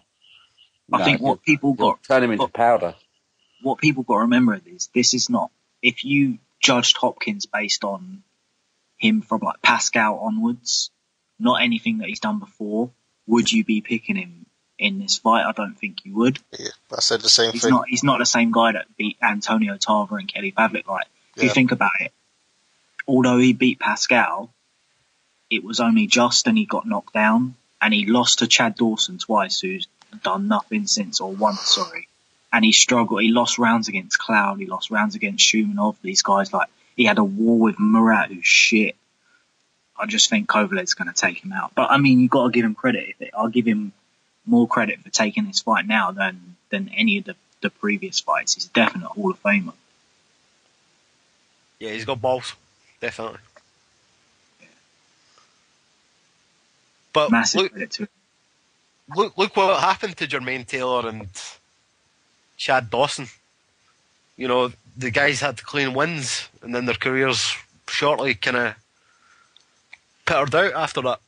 I don't know, but was that because of Hopkins? Like, I can see why you say that about like that he took Pavlik's soul and that kind of thing, and maybe Pascal as well. But I think Dawson and Taylor kind of did that to themselves. Like, they got that money and then fall out of love with the game. Same thing we were sort of saying about Hamed. Just the prestige of beating Hopkins. It's probably like so much mental pressure to actually get through a fight with Hopkins. It's probably like in their head, maybe subconsciously they're thinking, oh, my next fight isn't going to be as tough as that Hopkins fight. Yeah, that's why I think Kovalev might have a good shot as well in this fight, because he don't understand what the fuck Hopkins is saying, so he can't get in his head. He's just going to go out and try and smash him. I don't understand what fucking Hopkins is saying half the time. It just seems like a load of nonsense half the time. It really does. Because you got to understand, Hopkins HBO. is a somewhat intelligent guy, but he has no education. Yeah. He just, when he gets going, it's hard to get him. But I also got to give John David Jackson credit, because he don't, like in that 24/7, he kept telling Kovalev, don't buy into that shit, that alien shit. He's 50, just smoke him, get him out of there. Treat him like a 50-year-old. Yo, Jazz in the chat is saying they hate Hopkins show. No, it's the Jazz loves Hopkins chat, isn't it? He loves Hopkins. Bernard Hopkins is probably my favorite fighter ever. Like, I have to say, I bet him every fight. I've been to every local fight he's been to. He's definitely my favorite fighter ever, but, he's 50. You got to be, you got to be objective. Yeah. Yeah, my favourite fighter ever is Sir Joe. Kawasaki? You know what? Yeah. Hopkins was a disgrace in that fight, man. Trying to get him disqualified, faking low blows. That's when I lost respect for Hopkins, man. He was just trying to, cheat his way through that fight. It's such bullshit. Yeah, I still had Hopkins winning that fight, though. Not going back into this, too. I had Hopkins by appointment. Yeah. I know what the official scorecard was, but, I mean, Joe Kawasaki disappointed me in that fight. Hopkins got in his head. I don't care what anybody says, and the fact that Rob's saying that Kovalev can't understand what the fuck he's saying, I still think that part of Kovalev will be nervous as fuck. This is his first really big fight, and how you react under the big lights. Oh yeah, the pressure's on him, definitely. Do you know what wouldn't shock me? If Hopkins win this fight, I wouldn't be surprised if you saw Froch against Hopkins. Hopkins beats him. Oh, can two fighters lose in the same match? That would be a dream out, like a double knockout, perfect timing. Is that Leon that's speaking? So I don't know everyone's name. Yeah. Mate, Leon, you know what? I get that Froch is annoying, but surely he's done everything you could ever expect a fighter to do. Like, he'll fight anyone, he'll travel to risk even coming through. Like, how can you hate on Cole Froch? Like, alright, he chats shit, but I'd rather every fighter chat shit and fall like Cole Froch. I have no problem with him as a fighter. It's just as a human being that I don't like him. Yeah, but just, wouldn't you rather every fighter was like Cole Froch and chatted shit and was like a dick as a human? And did that, think about, Mike, do you like Mike Tyson? He did worse stuff than Cole Froch has done. No, I don't like Mike Tyson. Alright, fair enough. I don't like any of those people. I don't like Floyd. I don't like where Broner's going to end up in the next couple of years. So that's just me. Broken in prison. Broner's going to wash my car one day. Yeah, I think he is. Phone the coalition when you're getting your car washed. We'll get Broner on the line. But guys, let me just get to Jose. Okay? Jose, it's all about the sexy name. I'm bringing sexy back. Jose. Yo, boys, man. I had to call in, man. I heard someone. I don't know who it was, man. I think it was the guy that sounds like Stewart. That guy that was talking about how Pacquiao and all those guys got to get out of boxing, man. What are they talking about, man? That's foolish. You're talking about Leon. Was it Leon? Oh, sorry, I didn't know. Yeah, Leon. He sounds a little bit like Stewart. Maybe it's just me, man. I don't know. I don't fucking sound like Stewart. A little bit. Come on, someone's got to agree with me in the chat. At least ask the chat. Am I right? Do I sound like Stewart? Nah. No, he don't sound like Stewart. No, he don't. Nah. It's all right, Jose. Go on. My bad. Well, I want to hear that thought, man. Defend yourself. Tell me why you want the best of all the boxers to get out of the sport right now. That seems kind of crazy. Well, I want Floyd and Pacquiao to go because they haven't fought each other and they should have done for the good of boxing. So I don't care about their fights anymore. So they can both go until they stop fighting, until they decide to fight each other. And So that's those two gone. Yeah. I don't know. Is that enough? Is that right for those two? And Hopkins, I want to go because I just don't like him, and his style is boring, and haven't really enjoyed his fights. Who else did I say should go? Andre Ward. Yeah, he bores the fuck out of me. Got bangs on about God all the time. He's a retired fighter. Next. Who else did I say should go? I don't know. Everyone minus Triple G, I think you said. Klitschko. You know what? I get that about Pacquiao. Like none of his fights, other than the Bradley one in recent years, have interested me. And unless he fights Floyd, I'm really not excited about it. So I can see what you mean. Like Pacquiao against who's he going to fight next? What's his name? Alvarado. Like, could you really give a fuck about that fight? No, maybe more so Alvarado should leave boxing than Pacquiao, though. I think that's probably the better one. But, I mean, I think at some point you got to admire just the fact that these guys are good. Whether they're good looking good or just good, man, getting the results. Like, Ward is boring, perhaps, but I mean... I didn't say they weren't good. But, I mean, even just the fact that they're good like that, you got to kind of... You kind of got to admire the craft. Some of the guys are showy, and some of them are good on the mic, and some of them have knockout power, and some are just fucking good and win. And, like, I think you got to like a winner, man. Even though, I agree with you. Ward is boring, and Floyd sometimes is boring, but the fact that they could string together these victories, it makes it exciting, man. It makes you want to see them kind of lose, And when they defy it... Sorry, would you say Klitschko is in that list as well, then? Yeah, it's true. But you know what? I watch Klitschko hoping every time that he's going to do the wobbly dance, and he never does. And you just got to shake your head and give him props. And, man, that giant Russian keeps on doing it, man. The only reason I give him props is because of the fucking girl he's fucking. Yeah, that too, man. Like, I mean... He's not Russian. He's Ukrainian. Ukrainian, Russian, same thing. Right? Canadian, American, same thing. No, that's a little different. Come on. No, it's not different at all. It's not different at all.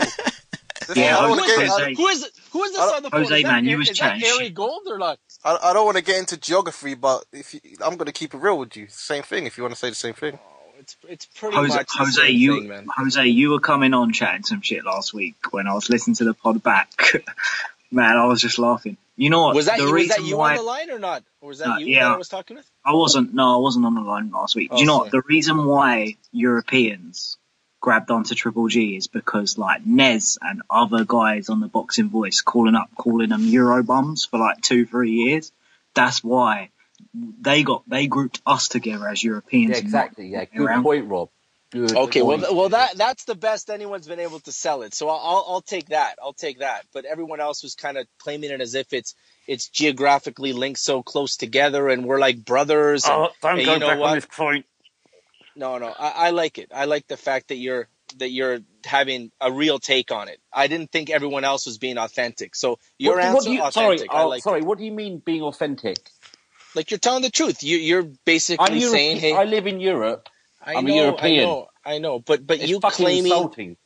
No, how can it be? Like, I still don't understand how you can like claim somebody from Ukraine or Kazakhstan or Russia and take it upon yourself and beat your chest and be like, yeah, that's my people. They're making me proud. That's not the case, man. No. Listen, I've got to agree with something. I keep referencing this guy, but only because I keep agreeing with him. Steve Kim. Steve Kim said the reason why people like Golovkin is because he goes, knocks guys out, and then says after the fight, I like to fight, Mexican style, no frills, he fights 4 times a year. He's given the boxing fans a fix. Like a fucking little injection in the vein, you know what I mean? All these other guys don't want to fight. Yeah, but that has nothing to do with those guys. They're basically like 3 of them, man. They're these crazy Russian guys, man. We got what's his name? We got Kovalev, we have Triple G, and we have what's it called? The guy at 140, right? Like those guys, like the Siberian Rocky, man. Those guys are crazy. Those guys are like what's it called? That guy from Rocky, man. They're crazy fucking Russians, but they're endearing, man. They're cool. They're nice. Like they're humble guys. That's what I think.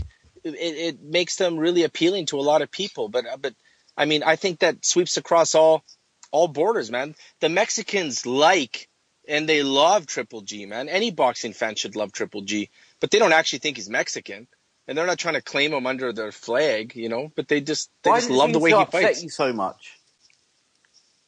It doesn't. I'm just like I said. I'm just glad that you said it the way you did. It seems to upset you, Jose. No, it doesn't upset me. You guys, the way I see it, you've phoned in twice and you've come on again and again. Let me give my opinion. I consider myself to be like, you know, neutral, because in Canada we don't really have anyone. Canada sucks, right? And in like my roots, like in Latin America, like in Bolivia, no one else fights there too. So it's dog shit. So I don't really have a dog in the fight, right?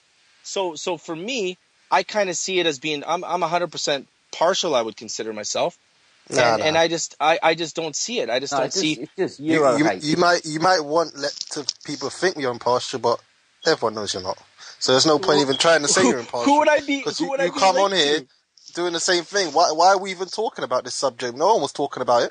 You came on and talked about it. You came on just to take this, basically. No, I did it. Your buddy brought it up, man. That's it. He just said it. No, you came on to try and rinse people, and it backfired massively. You ended up getting rinsed yourself. How did it backfire? What I said, my point was exactly what Kevin is exactly what Kevin said, and everyone agreed with Kevin. So what's the big deal? Kevin said exactly what I said. I don't like word per word, man. What's the big deal? Everyone seemed to agree with what he said. Remind me of what he said. He basically said that we shouldn't, as boxing fans, have to put up with shitty fights. And if someone's dog shit, then you shouldn't have to watch it. Just because the fact that you like the sport of boxing doesn't mean you have to like every matchup. In fact, I believe if you're a true boxing fan, you should only demand the best fights to happen. And if they don't, then you have the right to say it's shit. It doesn't make you a hater or anything. It just makes you want to have, you know, top quality matches. But that's not what we're talking about. That's not what we're talking about. What the hell? You go out. I don't even want to, man. I can't even bothered. Because Jose's full of shit. Angry, man. I don't know. Who's angry, Jose? Listen, we're laughing at you right now. No, just because you talk the loudest doesn't mean you're saying the I'm not even shouting. What did you guys? Did you not just hear what you just said?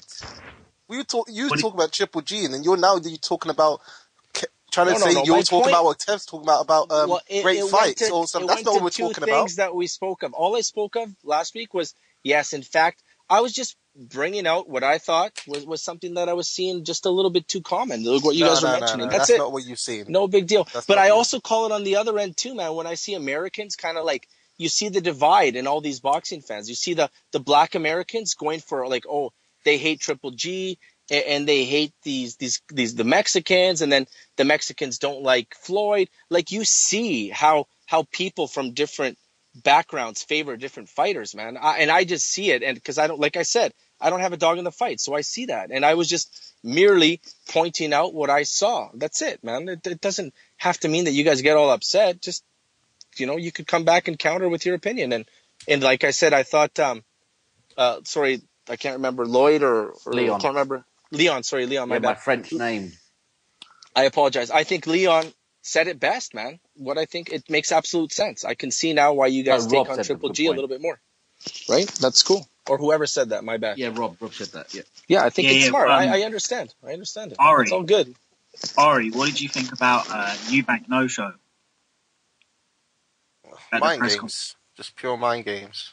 Yeah, I think the same, man. I think they're just winding up Warren and Eubank. No, they're winding up Saunders, like. But they look like they're more just winding up Warren, though, because they're just fucking up his promotion. You know what I mean? He's trying to promote the fight. He's trying to get more Boxing Nation subscribers. Obviously, they already sold. He admitted they're selling well on the ticket side. You know what I mean? I think I'm going to be at the fight. Hopefully, if it's all well and done. You know what I mean? I think Cam's going as well, Leon. So. Yeah. We're going to be there. Wait until the day before to buy a ticket. Yeah, I know. Do you know what? I wouldn't be surprised, like, if they're trying to make out that maybe Eubank will pull out. Because imagine if you're Saunders, you're training for that fight, and you're thinking in the back of your mind, is he going to show up? Is he going to fight? Like, you might not put every little ounce of your soul into that training camp that you might need. I don't know. I think he's definitely working hard. I don't think they'll pull out. Because if he does pull out, it's not going to look good on him. Who do you think's going to win that fight?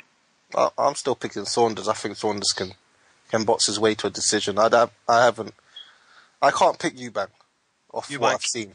Eubank knocks him out. He's, like I said many times, I could look good against some of the guys he's fighting right now. You know what I mean? If I go in camp and, well, I'm not in shape, but if I call up a Eastern European like 3 days out who's most probably on the sofa eating a pizza and then telling me you got to fight, I might have a chance. That's what basically they're doing. You know what the thing is though, is that I've always thought Billy Joe Saunders was beatable. Like, he don't look like a natural middleweight. Apparently he struggles to even make middleweight, but he seems like a light middleweight to me. He's just I just think he's so beatable, man. Yeah, I think you're right. But I don't know if Eubank is the guy to do it. This fight maybe is too soon for Eubank. I think this fight is what. I think this fight is what puts Eubank into the world level. I think this is like the easy step that he's going to take, because really he's just fought a bunch of nobodies, and if he wins this, he gets a shot at the Matt Korobov Andy Lee winner. Yeah. So he gets a shot at the title by beating Billy Joe Saunders, which is quite. Yeah, but I think Chris Eubank Sr. said they wouldn't take that fight. He said they would want to defend the British title. That's interesting. We'll see. Yeah, we'll see in less than a month, I guess. Yeah. That's the. Hope that fight don't fall through. That's the big British card that I can't wait for. Fuck that pay-per-view shit. Yeah, exactly. That's got the good fights on. I mean, that could be a pay-per-view right now. I mean, I might pay for that full pay-per-view. I might pay for that. I'm just looking. I'm looking at the boxing scene page on this fight, and it's basically just a hatchet job on Chris Eubank Jr. saying that he's a keyboard warrior. And Frank Warren is photographed in the article looking like a fucking lizard. Slimy fucking reptilian cunt that he is. But he's just, we talked about this last week too, he's just doing what his dad did to Ben. Just winding him up, and winding everyone else up, winding the crowd up, winding the journalists up. All this pressure building on Billy Joe to knock him out, to beat him. It's just all actually, everything he's doing is just mounting more pressure on Billy Joe Saunders to win. I think it's very clever. Yeah, I don't see anything special in Billy Joe Saunders. I see something special in Chris Eubank Jr. Even though that Chris Eubank Jr. has fought the lesser guys, like I said last week, it's the way he's beaten them that just kind of gives you an indication that he's something a bit special. No. And hey mate, just can you hang on the line 1 minute, please? I could do 4 weeks training and beat some of these guys up. Is he going to be able to make the crossover? Is he going to be able to actually be popular here in America? You guys think or not? What? Junior? Yeah, I think so. I think if he fought, came over like a Frotch and fought and took on the best guys and had big fights, then yeah, he would be. But I don't think any British fighter is ever going to be like a megastar in the US. Maybe Joshua. Hello? Yeah, maybe Joshua. Guys, let me just get to the lines. We got Nafi 1989 on line. How you doing, bro? Nafi. Yeah, you alright, mate? How's it going? Not bad. Yeah, I've been listening to the show for a while, as it goes. Spent a lot of time and killing time at work listening to you guys, and great show. Thank you. Thanks. Yeah, I was actually just calling regarding Anthony Joshua. Do you actually think he's going to actually get anywhere? I mean, I've got this sinking feeling he's going to get to a certain level, I don't know, maybe even Sprott might even have a chance to get to him. Do you know what I mean? Just not something's going to happen. Not Sprott, but I get the feeling as well sometimes. I can't lie. The way they hype him up, you never know. A flash knockout might come. I think you know what, the one thing that gave me a bit of sense of relief about Joshua is that a few weeks back he said, "Oh yeah, we're trying to build less muscle." Because he's got that Bruno-style physique where you just think, he's going to gas in 6 rounds. And he kind of touched on that, that he doesn't want to be as muscular as he has been. So that kind of gave me some hope that they kind of know what they're doing. Yeah. I see. I totally agree with in regards to his physique, but end of the day, I want to see his chin tested. Yeah. You know what? Remember back in the day, you knew about Amir Khan's chin even before he turned pro. Like, I think if Joshua's chin was really bad, we would have already heard like a ton of stories about it being shit. Yeah. Well, Yeah, we got we've knocked seen down in the footage. amateurs. Yeah, Yeah. and I've seen. I think it was the 2011 World Championships. He didn't get knocked down, but he was rocked. He was what I mean? rocked He was hard, stumbling. I think that's a good thing. It's like he's getting rocked, but it's not like he's getting out. You know what I mean? And It's not like- it's heavy boxing at the end of the day. If you get hit by anyone over 210 pounds clean, you're going down. Like Fury like, had an iron chin. Steve Cunningham's like a powder puff puncher and knocked him down. You know. It's not like David Price, where I knew from early. He had glass, because I remember. I've always said it. I remember. I think it was the Olympics, or he was getting knocked out Commonwealth. in the amateurs, Yeah, wasn't he? the Italian knocked him out Clean. Like cold. the ref had to save him, and I've always had that. I always remembered it. That's when whenever I thought of him, I always thought of that fight, because I was a casual back then. I just remember seeing that in the Olympics, and I always knew he had glass behind it. And then when Thompson did knock him out, I wasn't really surprised. You know what I worry about with Joshua is that they're going to actually push him like too quickly. Like he could step up his opposition now, but he don't need to be fighting for like a world title within a year. Like he still needs another like 20 fights at not the level he's at now, but fighting guys kind of like Kevin Johnson. I think he needs like 20 fights like that to be ready.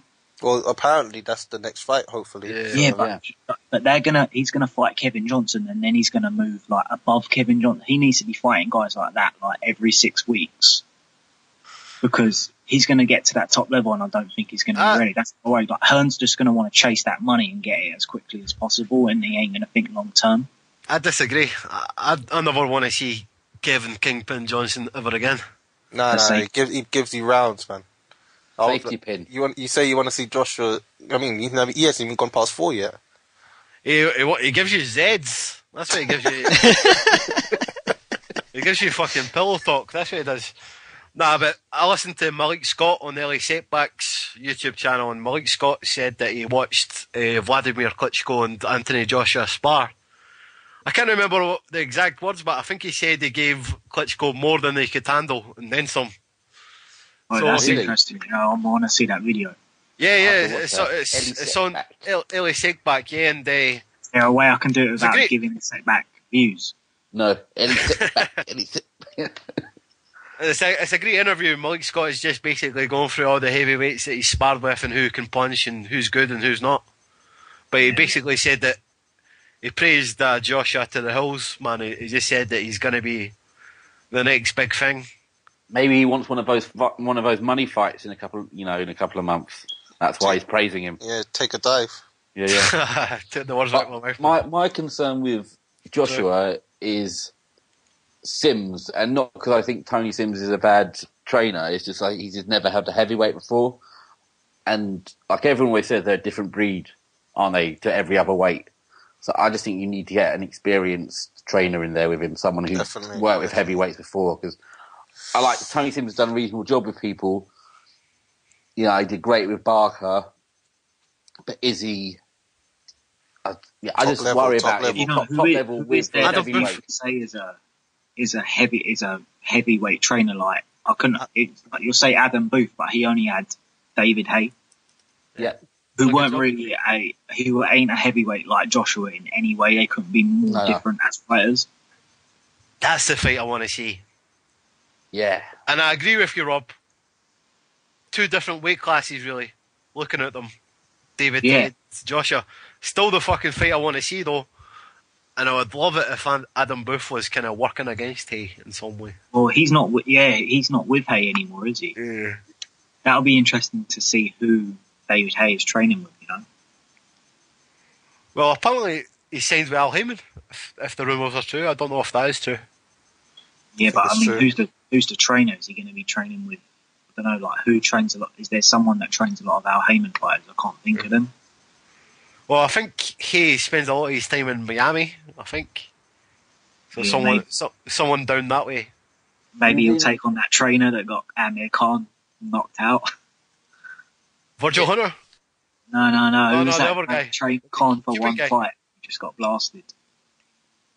What was he called? The Cuban. Hay doesn't want to be a boxer. He wants to be a celebrity. That's all Hay is. Yeah, he's a ducker. He Tyson. He wants the limelight, but he doesn't want to put the hard work in. You know what? That's why I try not to get like too hyped on some of these fighters nowadays, because I remember David Haye coming through. He was like the guy who was like, "No, I'm not going to sign with Frank Warren because he'll only match me with bums." Like, he took on everyone. Like, he went to France to fight Mormek. Like, he fought Carl Thompson in like his 8th fight. He was like European level like within 2 years, and he took on Enzo. Like, that was a 50-50 fight at the time, and then he gets the money, he becomes the A side, and all of a sudden he's a ducker. Like, so that's why I don't want to like get like too much into like Triple G and these guys, because you don't know when Triple G gets to that top level, he could start ducking people as well. Yeah. You know, I never thought I would see the day where the UK had better heavyweights than the United States. You know what I mean? They've got Fury, Hay, Joshua, Chisora, David Price, probably more. I can't even remember. But who have the United States got heavyweights coming through? Just Jennings. Wilder. Jennings. Yeah, that's it. Man, Jennings. You know what? Jennings will get taken out by anybody decent. I'm telling you. Yeah, I changed my mind on him after that last fight. Yeah, I kind of swerved a bit. Even though like a cruiserweight to me. Even though Perez didn't beat him, did you see the HBO broadcast? What Booth said about him? He said he looks like an actor, like playing a boxer. Like, I thought that was just spot on. Like, he just summed Jennings up perfectly. He's one of the guys who's an athlete and doesn't know what sport he wants to do. Now he's chosen boxing, it seems to be. Yeah, he's just a big guy with muscles. Like, he looks like what the heavyweight champion should look like. But when it comes to actual like boxing skill, he just don't have it. It's because none of the Americans take up boxing at like 11 years old, you know. Like, or, you know, Joshua didn't do that, but I think he's like a freakishly natural athlete, you know, and I think Joshua's a natural fighter as well. I tell you what, that was the other thing about his last fight that impressed me. Like, when you see him smiling when he was getting punched, and like, he just loved it. You can tell there's an actual fighter in there. Yeah, I think he's shown a bit of spite against Baktov. Like, when Baktov caught him a few times, he thought, yeah, you're going to hit me, and then he kind of went back at him. So it was nice to see, like, because normally he's a bit too friendly, so it was nice to see a bit of spite from him. Yeah, I mean, the people in the United States who are really keeping boxing alive is the Mexicans, and they don't have any heavyweights. So it's just one of them. If you had a Mexican heavyweight, you'd probably have it sounds like that what they're waiting for with that Wilder Stiverne fight is going to be the Super Bowl fight on NBC. That's just. So that could be big if that's what they do. Like, and Wilder actually comes through, then they could really have something there. I really think for the benefit of the sport, I hope Wilder wins. And I hope Wilder fucking goes on a big tear and just becomes the next Mike Tyson. You know, he's still got it in him, man. You never know. No one knows about Wilder, man. Nah, I want to see them skinny legs dance. I think it'll be great to see. I think he will. I think those legs will dance. I'd rather see. I think Stiverne's going to knock him out, but I'd rather see Wilder win, like MV2 said, because, like, imagine how hyped you'd be for like Tyson Fury against Wilder, or Joshua v Wilder. You'd just be so hyped for those fights. But if you put Stiverne's name in there instead, you'd just be kind of like, you just wouldn't be as excited for him.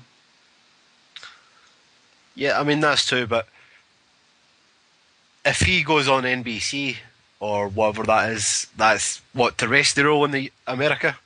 Well, what I heard they're talking about is that it's going to be on after the Super Bowl. So imagine the Champions League final on ITV, and then afterwards they had Froch versus Groves. Like, imagine how big a deal that would be.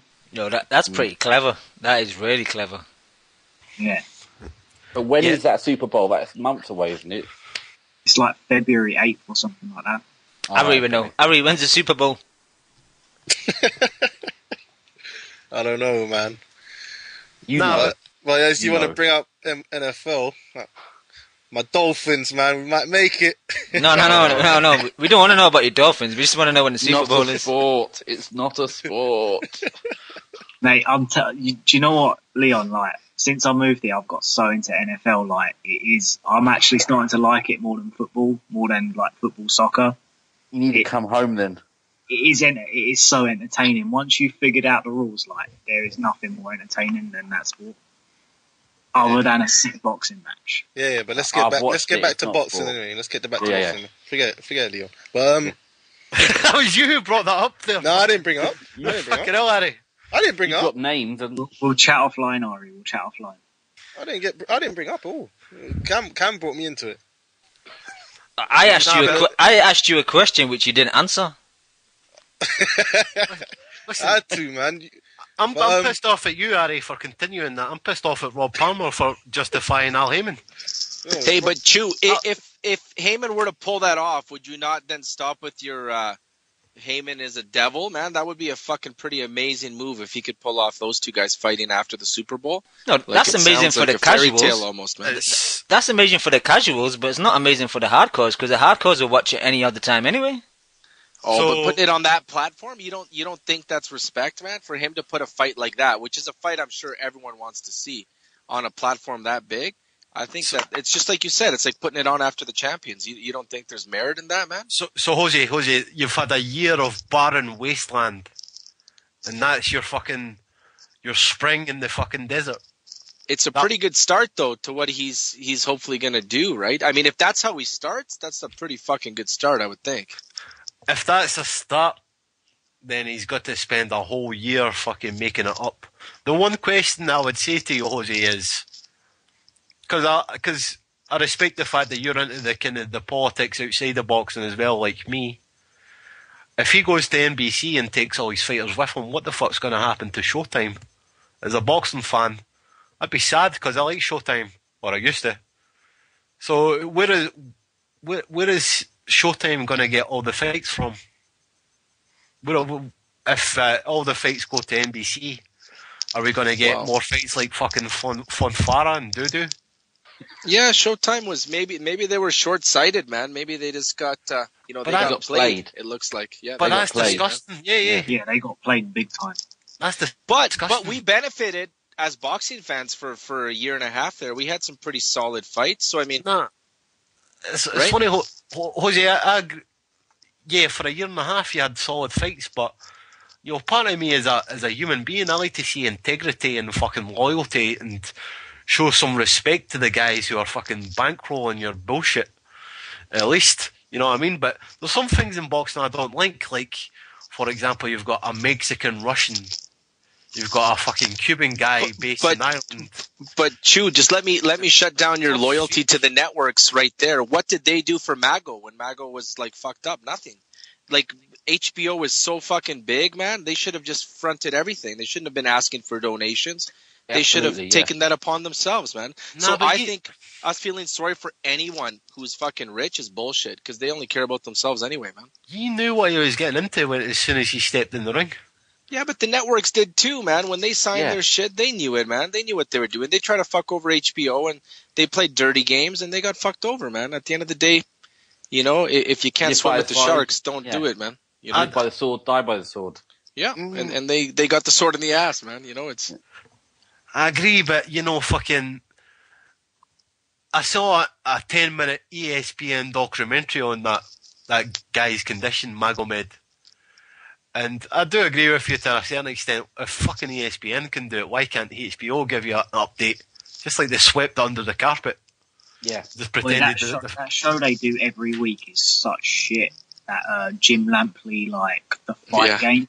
Yeah. Such a waste of time watching that show every week. It's just just end up leaving it there on my recording. Don't even touch it anymore. Shit. And I'm sorry, well, I do normally agree with that as well, but that last show that they done, where they basically just 30 minutes of attack Mayweather, I thought it was interesting. Yeah, think about that though, it's alright, a lot of what they're saying is true, but Jim Lampley beat up his wife before, so he's just chatting shit at Mayweather for beating women when he did it himself. No, but he didn't. No, he didn't get done for domestic violence. He didn't lay hands on her. What did he do? I thought he did. He was shoulder rolled her.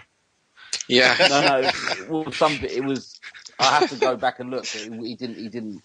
Anyway, fuck both of them. We shouldn't be justifying that shit anyway. Either of them. No, you're right. But he didn't. I don't think he actually put hands on her. It was something else. I'll have to go back and look it up. But still, yeah. Either way, yeah. he got done. Also, you know what? I swear, situation. if they're not help, if they want to make Pacquiao against Mayweather, they want the fight to be on. Then they shouldn't be chatting shit like that. Like, show a little. I mean, I get you've got to report and stuff, but if you have any desire to make that fight, then don't be ripping into him every single show, and then coming up with a pound for pound list, putting Triple G like number 2, like fucking mongs. No, listen, I agree. For me, Triple G is number 1. And this is a war. This is a fucking war. Showtime declared the war. HBO are now winning that. But it was looking tough for HBO at one point. No, you just want this to be like 90s wrestling, don't you? Oh, man, I'm all about this war. I picked my side. I picked my side last year. You know, and me and Jose. Yeah. Credit to Jose. Me and Jose were the only ones. Fucking maybe Kev Horn as well. Team HBO. At the end of the day, if Showtime want to take all of HBO's stars, Canelo, Floyd, all the guys that fucking they made, and then put them on there, and actively put their dates against HBO, then that is like 90s wrestling. In the 90s, WCW put their fucking television day in the same day as the other company, trying to put them out of business. Showtime are doing the same shit, and look, it's backfired on them. Yeah, it's also because Showtime also has a bunch of nerds, though, on the telecast, man. Like, who would you want to go pick up girls at the bar with, man? You're not going to go with fucking Mauro Ranello and so you're going to go with Kellerman? Hey, man, Kellerman's a rapper, man. You should YouTube him, man. He's a pimp. Kellerman's a gimp. Do you know what? If they had the exact same fight on Showtime and HBO, I would pick Showtime every single day. Yeah, I'd pick Showtime as well. I hate Showtime, man. I don't think it's good entertainment value. Like their broadcasting team, I think it just doesn't do it for me, man. I like the fact that they have like they like, why, if you're gonna score a fight, don't score it every 4 rounds or 8 rounds. Like, they throw up the scorecard whenever they want. Like, either use it or don't. You know that's what I like about HBO. Even though like they basically do that on Showtime. But not always. Not every round. They don't show it on every round. Hey, and any Showtime fight I've been watching, they show it. They don't talk about it every round. They don't have Letterman talking about it or the equivalent.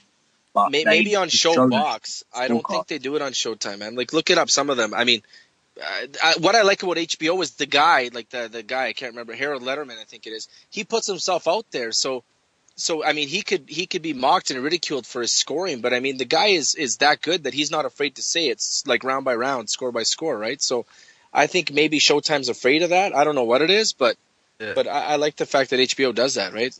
If HBO got rid of Kellerman, then it'd be all good. It's just Kellerman ruins it for me. See, in fairness, Kellerman probably gets the best cocaine. Because every time I see him, he's wide-eyed and his nostrils are it's true. Yeah. And it's just like, man, you've been on that probably 5 minutes before you do a broadcast. But can I just say that the thing that annoys me about Kellerman and Mauro Ranallo and other guys as well is when you go on their Twitter, boxing's not their first sport. All they talk about is other sports. Yeah. And I'm like, fucking boxing's been good to you. You don't even fucking talk about it in your own time. I listen to Kellerman's radio show and he talks more about fucking baseball than he does about boxing. The people on this show, the people on Boxing Voice, the people on other podcasts know way more about boxing than any of these gimps that get paid like $500K a year get. Kellerman's legit getting $500,000 a year to just talk shit.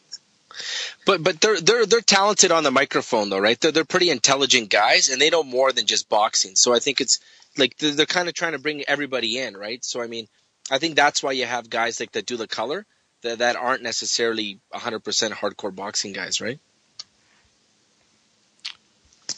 Yeah, but that's why guys like Paul Malignaggi look sensational every time he goes on, you know, because he's a contrast to that. Yeah. No, it's true, man. I mean, the guys are good, right? I mean, I like Paulie and I like Roy, right? I think both of them they kind of bring like, a different element to it, but sometimes they say stupid shit, Yeah, I agree, bro. I do agree.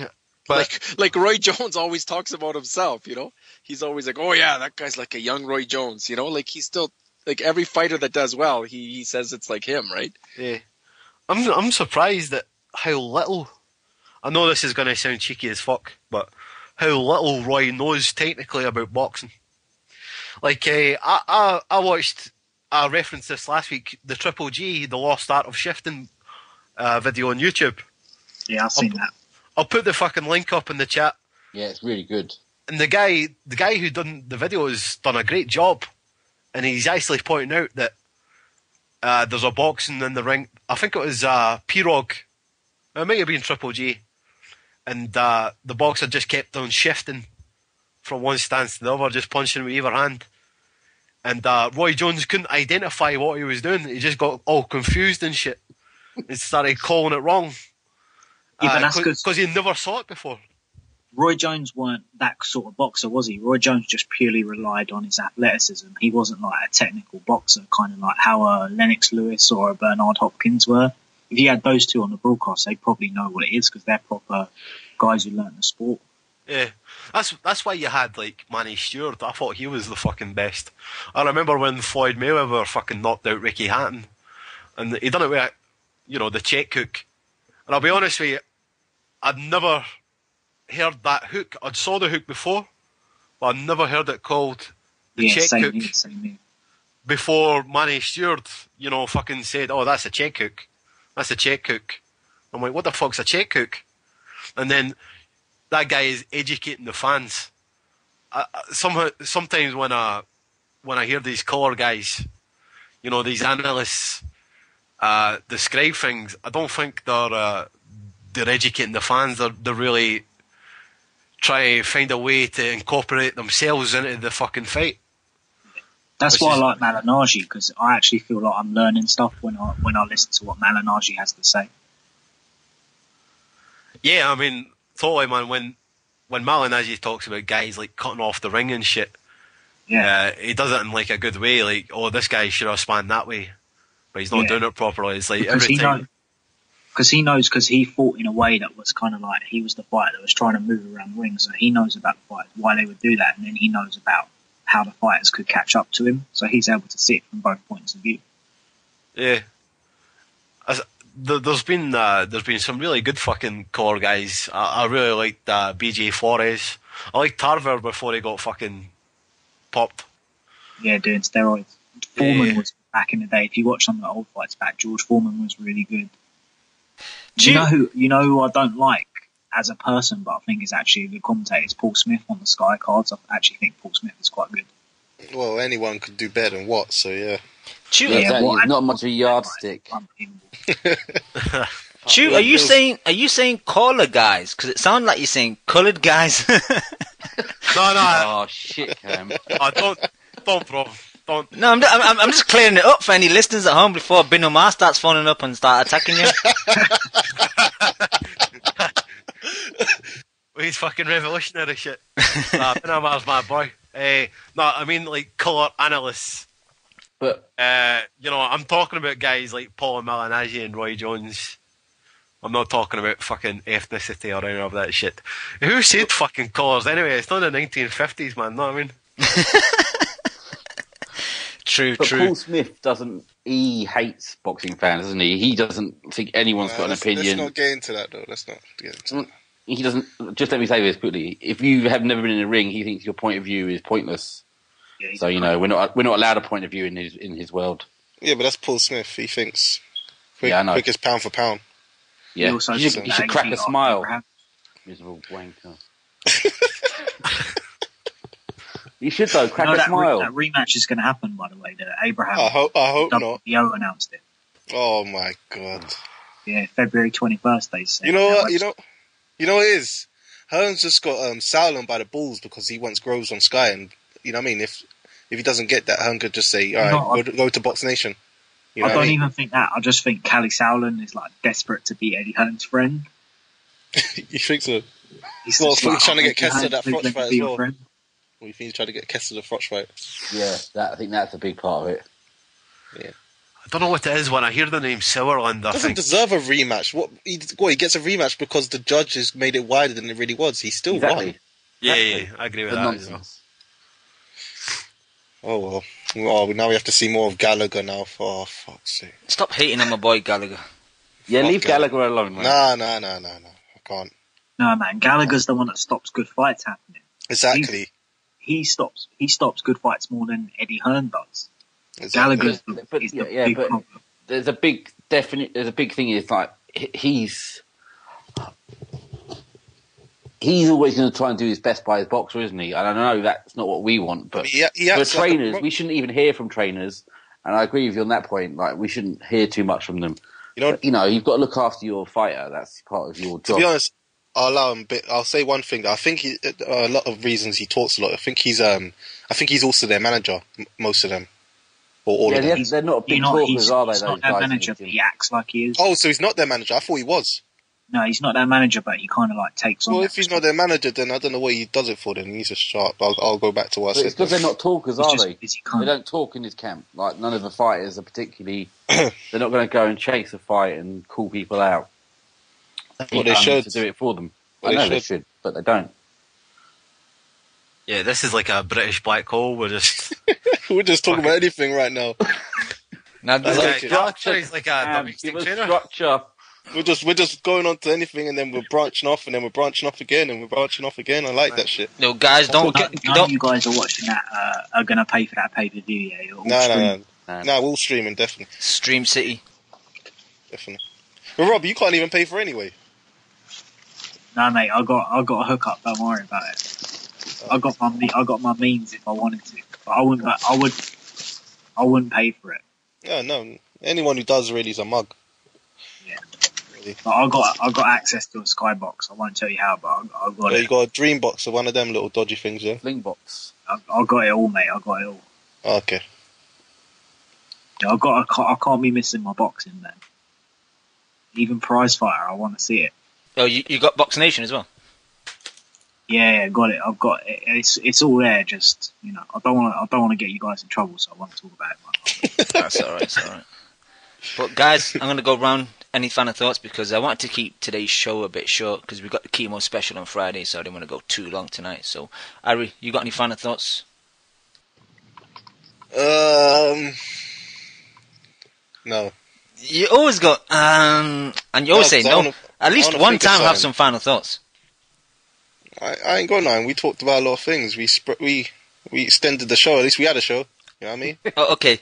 Do some research in the meantime. Find out when the Super Bowl is, because you still haven't answered my question. No, we don't need to see that. I want to know when the Super Bowl is. Find out. MV2, you got any final thoughts? I got it right now. I got it right here. Oh, what's the date then? It's February 8th, I think. Is it? It's usually later than that, isn't it? So, no, it's the 1st, February the 1st.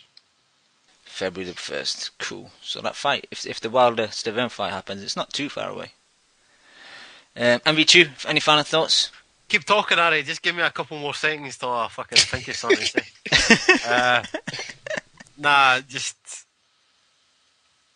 Nah, well... Nah, fuck it. Do you allow me to have a Boardwalk Empire rant? No. In case you give spoilers. But, spoiler alert. That's true. Yeah, but that show ended sick though. I love that. Nah, Rob. No, see, that's what I'm talking about. No, it didn't end sick, Rob. But we could talk about it offline, Rob, if you stay on the line.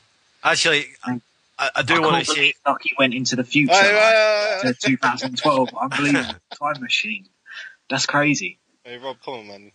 Fucking up for the call. Go on, Chew. What are you going to say? Before the show ends, I just want to send a special shout out to my boy Nyota. Me and Nyota had an argument off air last night. Nyota, bro, we might disagree, but I do respect you. You need to come on the night show and articulate your thoughts so the listeners can decide who is right and who is wrong. Me and Nyota know what the argument was about. I'm just going to leave that on a cliffhanger. Nyota, we miss you, mate. We want you back in the show. The challenge has been extended. Will you accept that? Nicky? It sounds like you might have took his soul. You know, I like my boy Nyota. He's got a lot of good points, but he takes his own soul at times. And but you know what, man? He defends his fucking points with so much passion, man. And I've got to respect that. Nyota loves box. He loves box. And we need more of those fucking guys in the world, no less. Anyway, good show, guys. Good show. What part can't you fucking articulate, Chew? Yo, let me get my boy King J on. Long live the king of all kings. And we say, What's good, fellas? Hey, yo, that argument was fucking epic, Chew. That shit was fucking epic. Can we give the it's now infamous between us all. Can we give the listener a little fucking teaser? Basically, Nicky is a Sergio Mora fan, and he's defending Sergio Mora. I basically said, if you sign for Al Heyman, you're running away from Golovkin, who you've been calling out for 2 years. That was my whole point. And anyway, I won't go into it anymore, bro. But Kingsley, how's it going, bro? What's going on, fellas? Long time not here, mate. I know, man. You know how it is. Fuck, been busy, but man, hey, I was listening to the whole show, man. This is it's a good fucking show. The chat was cracking. The chat was cracking as always. Hey, shout out to my boy Rob Palmer, aka Hollywood. That's a badass name. What's up, man? That's a sexy name, Rob Palmer. Everything about me is sexy, man. Pause. Yeah, pause, man. You beat me to it, Cam. Hey, but hey, what's up, man? Me and Cam were talking about this, man. Back to this Triple G shit, man. Honestly, I hate to bring it down to it, man, but I think it's just not all black people, because I don't think the European black people and the American people think the same, but the American black people just don't fucking, they hate him just because he's fucking white. To black Americans, there is no white Europeans or fucking white Americans. If you're fucking white, you're white. And I just think they don't like him because of that, man, because I have no explanation on why they would fucking hate him, man. There's no explanation, man. I mean, no, they just... I got an explanation, man. You know why? Because right now, I mean, I don't want to sound racist. I'm just gonna say what it is, man. Right now, there's not a black guy that has fucking balls, man. There's not a black guy that fights with fucking nuts and that's like a killer, man, and an assassin. That's exactly what we came down to. You hate what you don't have. You know what I mean? And they don't have that assassin. You know what? I don't think it's anything to do with race. I just think people like to be different. So someone wants to come on and be like, they want to be like, oh, I'm the guy that said Triple G was overhyped. They want to be right and they want to be different to everyone, play a different role. But check this out, Rob Palmer. So when I've been on the boxing boys chat, the unboxing scene, the forum, and all these forums, and every time I'm reading something, and you know, I read the whole thread, and it comes down to that, dude. Like, oh fuck this pussy ass white boy, he hasn't fought any fucking real guys, and it comes down to that, dude. Like, why do you bring in the white boy? Like it's ridiculous, dude. Because when Tyson was doing this in the fucking 90s, he was knocking out nobodies. The people that paid for these pay-per-view events that actually went to the fights, they didn't give a fuck if the fight lasted 10 seconds. They wanted to go see Mike Tyson knock somebody the fuck out. They didn't even care who he was fighting against. Yeah, but now, I think even though they're saying that stuff, they're just ignorant people chatting shit, man. Don't take notice of people like, you know, I post on the forums a lot. I chat a lot of shit on the forums as well, but you've just got to dissect the forums, man. Like, there's a lot of good stuff in there, and then there's a lot of bullshit. You just got to, like, shift through the shit and find the good stuff. If people are saying stuff like that, just ignore it and look for the 1 in 5 good posts that's on there and take that for what the real opinions of people are. These are people that don't go to the fights. They don't even, you know, they just chat shit. Yeah, I don't know, man. I disagree a bit with that because I think people like to associate, like, you know, with what represents them, right? So I think right now the black fighter is a slick black, like a thinking strategic fighter, like a Floyd or like a Bernard even, right? Like, they're not someone that's going to win. Slick. Yeah, Broner is different, right? Broner is a kind of like like, you know, a rock'em sock'em type of fighter, man. Like, he brings it all. But that's changing subjects. Anyway, like, I think right now the black fighter is more that. It's not entertaining, but he gets the job done, you know? So I think that they're defending their champion right now, right? They should get behind Terence Crawford then, because he did a great job in his last fight, didn't he? Oh, and he did awesome. He took it to him, didn't he? He knocked his guy out, though. Yeah, but, you know, there's a guy to get behind there, isn't there? Oh, absolutely. And they will really like that guy. once he gets big, right? Once he gets a little bigger, they'll all be behind him, you know? Yeah, I'm on that, but I really like him. I like a man with... He's got balls. He came over here to a place where you are likely to get robbed when you're fighting Ricky Burns on a matchroom card in Scotland, and he took it, didn't he? Yeah. What are you trying to say? Are you trying to say we're biased up here, mate? No. Yeah, no, you'd be maybe right. a little bit. Maybe a little bit. You'd be right, though. That was a fight off the Beltran as well. Yeah. But I just thought, you know, what he did to Gamboa, I mean, there's a guy to get behind. I really like him. I think he's really good for boxing. But he doesn't talk, does he? He's not a big chatter. He doesn't talk a lot of shit. So, goes against you, doesn't it? Mr. Dermo in the chat said the black fighter is Adrian Broner, ignorant cunt, or it is Bernard Hopkins, intelligent fighter. Race means nothing. I agree, man. To me, Timothy Bradley is a guy who I've got a lot of time for, brave as fuck, ducks no one. It's just a shame he's style as shit. You know, the opposite side of that is James Kirkland is sighting it as fuck. When James Kirkland was active, he was one of my favourite fighters, but that's the thing, man, he doesn't want to fight. He doesn't want to fight, he gets offered fights and he turns them down. So that is... He's mad as a bag of snakes. You can't take anything he says seriously. He's just crackers.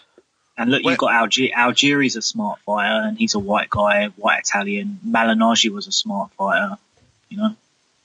Yeah, it's not a generalisation thing. They're all fucking individuals. Even, you know what, George Groves is like a fast, like, kind of like powerful puncher, like, but people kind of underestimated him for that. I think if he was black, people would have given him... Rob, don't bring up ginger fighters, Rob. No, man. I'm joking. But I think if he was a black fighter, I reckon people would have given him more of a shot against Froch the first time round. Just like if Khan were a white boxer, fuck it, he'd be the king of England, right? Yeah, but that's more to do. I don't know about that. Oh, he would, man. I mean, I that's in my opinion, man. Like No, because he had the tools to do it. Maybe you don't know, but he had his first 15 fights were on national TV. That's why he's well known.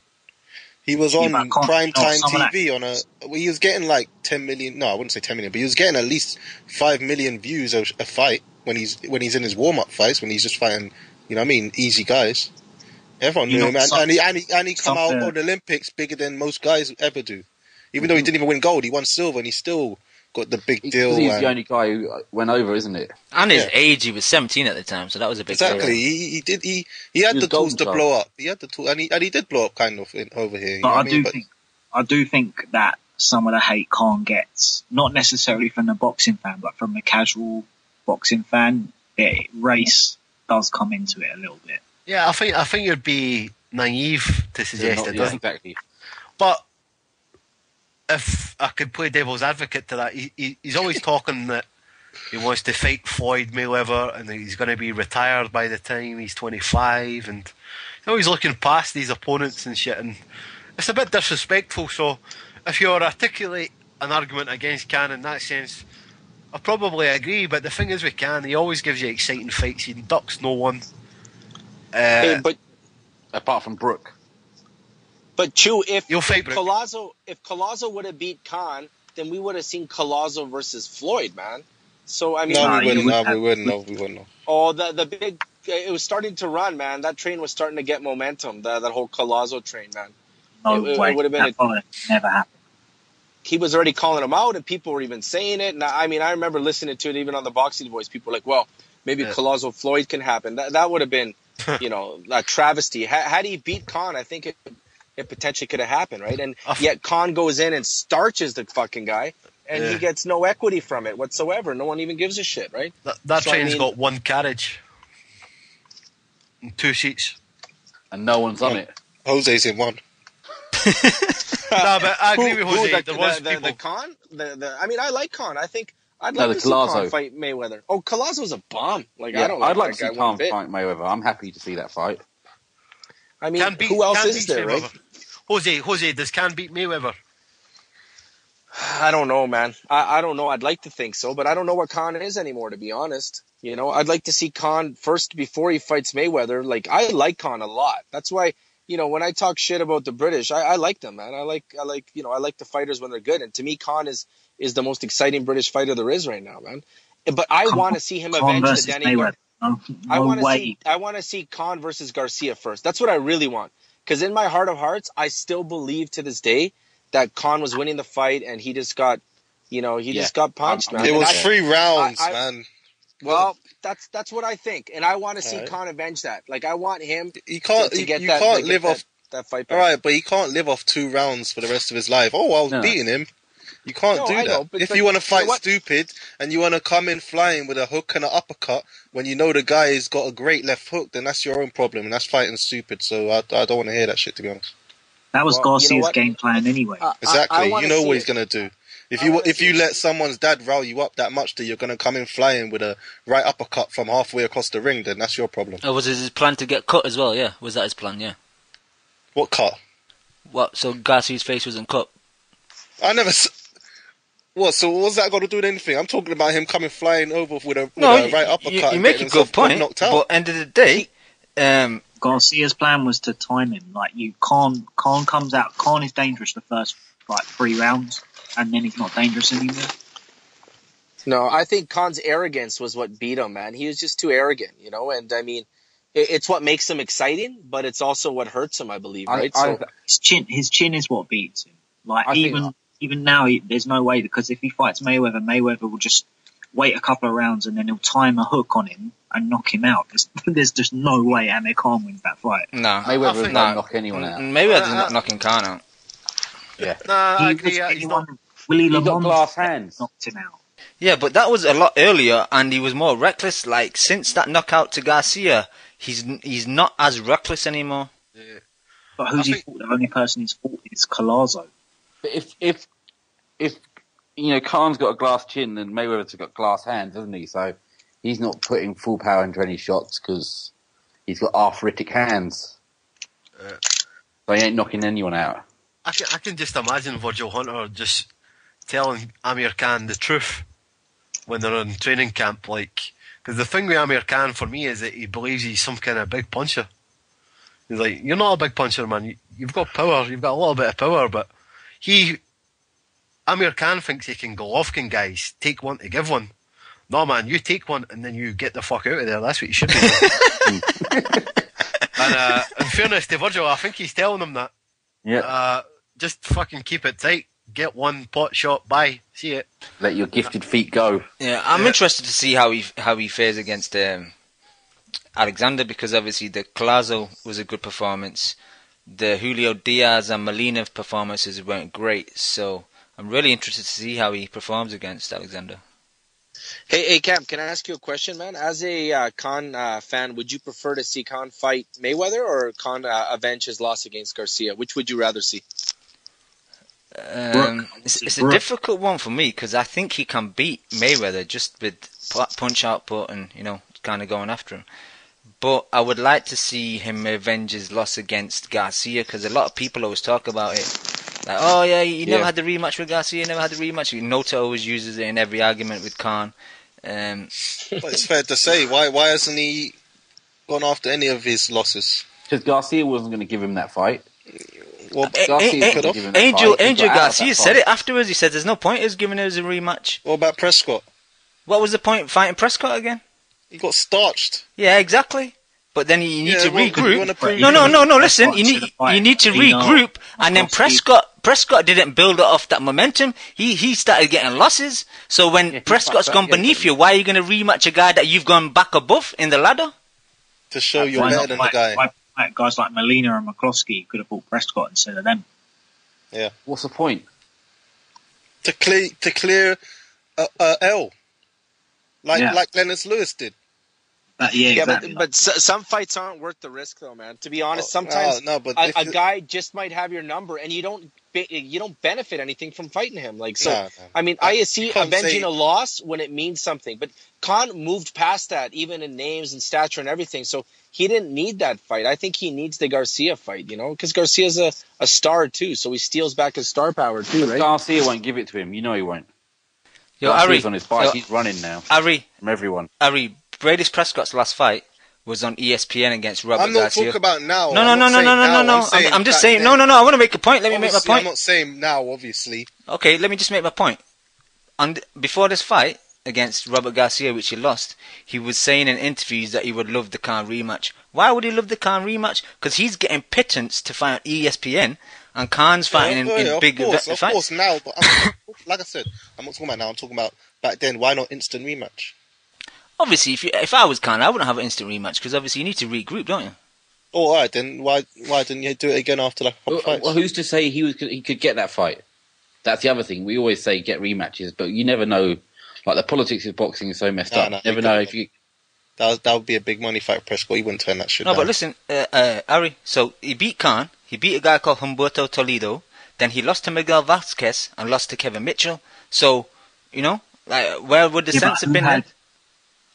Who had Carlos Molina beat and Julio Diaz? Yeah, but that was a lot later, Rob. I'm talking about 2009. These are like the fights you're talking about are like 2012. Yeah, you can only rematch him within the next either the fight directly after it, or the fight, or 2 fights on. And then once you got all those losses, there's no point in going back because the guy had fallen apart, fallen away. Exactly. No, I think that fight, like so many people have seen that fight, that knockout. I think that would be a big fight at any time. Even now? Nah, that's not a big fight. No, not now. If Khan was coming off a loss, then it would be a big fight. Like when he fought Molina or when he fought Diaz, that they could have done that fight instead of those fights, and it would have been bigger. Yeah, I agree about the Diaz and Molina fight in that point, but even then, I think it was a bit too late, personally. Yeah. Fuck Khan anyway. But what else are we talking about? That's enough now. No. We've got more. No. Time for wrap up. I found the gap. Every time I find the gap, I have to jump in and end the show because Ari can talk this shit forever. He stays up to watch NFL and shit. So NFL's not on late, man. What are you talking about? It's on like 6 p.m. What, on Mondays? Monday Night Football? I don't watch Monday Night Football. Don't lie, man. You watch anything NFL. If it's a good team, most times it's not. No, I'm not going to bother today. But anyway, I've got to end with you before with his final thoughts. Leon, you got any final thoughts? Nah, I'm really tired. I say that every week. Your final thoughts are always, I'm really tired. Yeah. Rob Palmer? Sorry, I don't mean to get angry. Sorry, at one point, I shouldn't get so angry with Jose. Sorry, Jose. No worries, brother. Yeah. Robert Palmer, great to have your show. Any final thoughts? No, good show as always, guys. Thanks for having me on. Thanks, man. Jose, any final thoughts? Hey, no, man. I must be the Adrian Broner of Britain, man, because I'm getting hate, but it's all good. You play the role. A-B. No, No, that's it, man. Another great show as always. So I missed the first part. So what's happening with this Kimo special, man? You got to sell it. Yeah, the Kimo special, Friday, 8 p.m. UK time, 3 p.m. Eastern, 12 p.m. West Coast, Friday. Hey, when are you guys gonna take out your shirts, man? Do you already got them or not? You're funny. No? Oh shit! No, my bad. I thought you were talking about something else. No, we're working on them, Jose. And one last thing here before I go, man. A gigantic shout out to Mao Alpha, man. I just want to say that boxing league you guys have, man, it's quality, man. Very well built, very well done. I think it's awesome. Yeah, I second that. Yeah, shout out to Mao. I think he done a cheat code because somehow he passed me even though I got every fight. I tell you, I don't know. Back end, he's messing around. I got every fight right, but somehow he surpassed me. I don't know how that's Hashtag ban Mao Alpha. Yeah. You just need to change that password, Cam, so you can't get in there. I wish I had the control, but he's done a great job. Even with the back office, he's been changing it to make it easier for me to add the predictions. He's done a really good job. I'd like to add one little thing, if I could, if Mal's listening. You know when you click on the fight, you get to choose a fight? Yeah. I'd like to be able to click on the name and go to box record. You know what? It's funny you mentioned that because he's going to implement that. That's something he said to me. He's going to do that. Because I can't even cut and paste the name out to put it into box rec. Yeah, you know what I mean? he's going to have a link where you can click on it and it'll directly open another page to their box rec. That sounds like inside information, though. Sounds like inside trading, though. That's good. I like that. Yeah, he's everyone, there's 5 fights up this week, I think. So. Yeah, go on. Ari, if you got it up, can you go through them, please? Yeah, it's Hopkins versus Kovalev, Saddam Ali versus Abregu. That's gonna be, I think that's the undercard fight. So, yeah. On the Hopkins card, and Bob Adjasafe versus Travis Dickinson. That's a decent light heavyweight British fight. Yeah, live on Channel 5. Little mini tournament they had. So whoever wins that, I think, has the belts. Adamek versus, I don't even know how to say that name. Spilka. The Polish guy who Jennings beat. Spilka. And Sturm versus Stieglitz. That's a decent German fight. So yeah, it's a good 5 good fights there and a couple 50-50s. So yeah, man, that's some good. We should have some definitely some changes in the table. Yeah, I had a bad week this week. I went for Kameda knockout, but to be honest, the people that went for unanimous decision, they didn't get the 4 points either because there was a split. Ridiculously, that's not fair, man. Come on, Cam. I'm going for the rounds now. You got to go for the rounds to get those big points. Those 60s, yeah. Marshy putting it on the line. Yeah, Marshy. He's got a few times where I think he's got 60 the double points. I've not got the double points once yet. No, neither have I. But we've got to go for it, man. You can't play it safe with these unanimous decisions and shit. You've got to go I know, for but it, if you don't think there's going to be a knockout, then you have to go for UD, then, don't you? Yeah. No, well, I don't know, man. Got to go be a bit more risky, guys. Yep, definitely. But yo, thanks for everyone who phoned in. We'll be back on Friday. The Kimo Special, the Arab Prince returns. Thanks a lot. Actually, chat room roll call. Kid Galabum, Monocle 78, Shannon Briggs, Bear Belly, JS Supermerc, Casual Fan, Ari Gold, Joe Said It's True, BRD Hey, Jack Captain, Mao Alpha, shout out to Mao, Die Hard Casual Fan, Marcus UK, Ari Smoke Alarm, Nick G, MB2, TBE Chef, Jas, LD1872, Hamada UK, Nafi 1989, I think he called up but he's having some issues and he had to drop off, Mr. Dermo, Eno Kinamap, JY, and a couple of guests. Thank you guys. Back on Friday. Peace. Cheers. Laters. You just listened to the Boxing Coalition. Oh, dude, man, I love boxing. I fucking love boxing. A big shout out to the Boxing Coalition. Kimo got this Boxing Coalition shit going on. Who the fuck is Ringside Rob? I'm Ringside Robert, guys.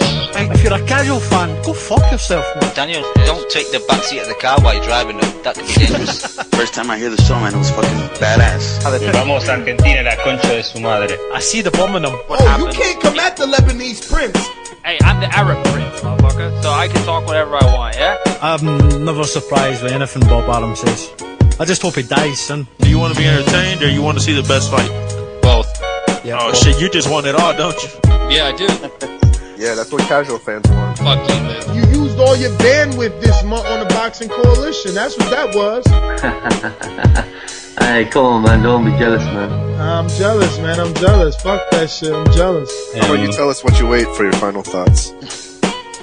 My weight? Thank you for listening to the Boxing Coalition. We are live every Monday, 10 p.m. to 1 a.m. UK time, 5 p.m. to 8 p.m. Eastern.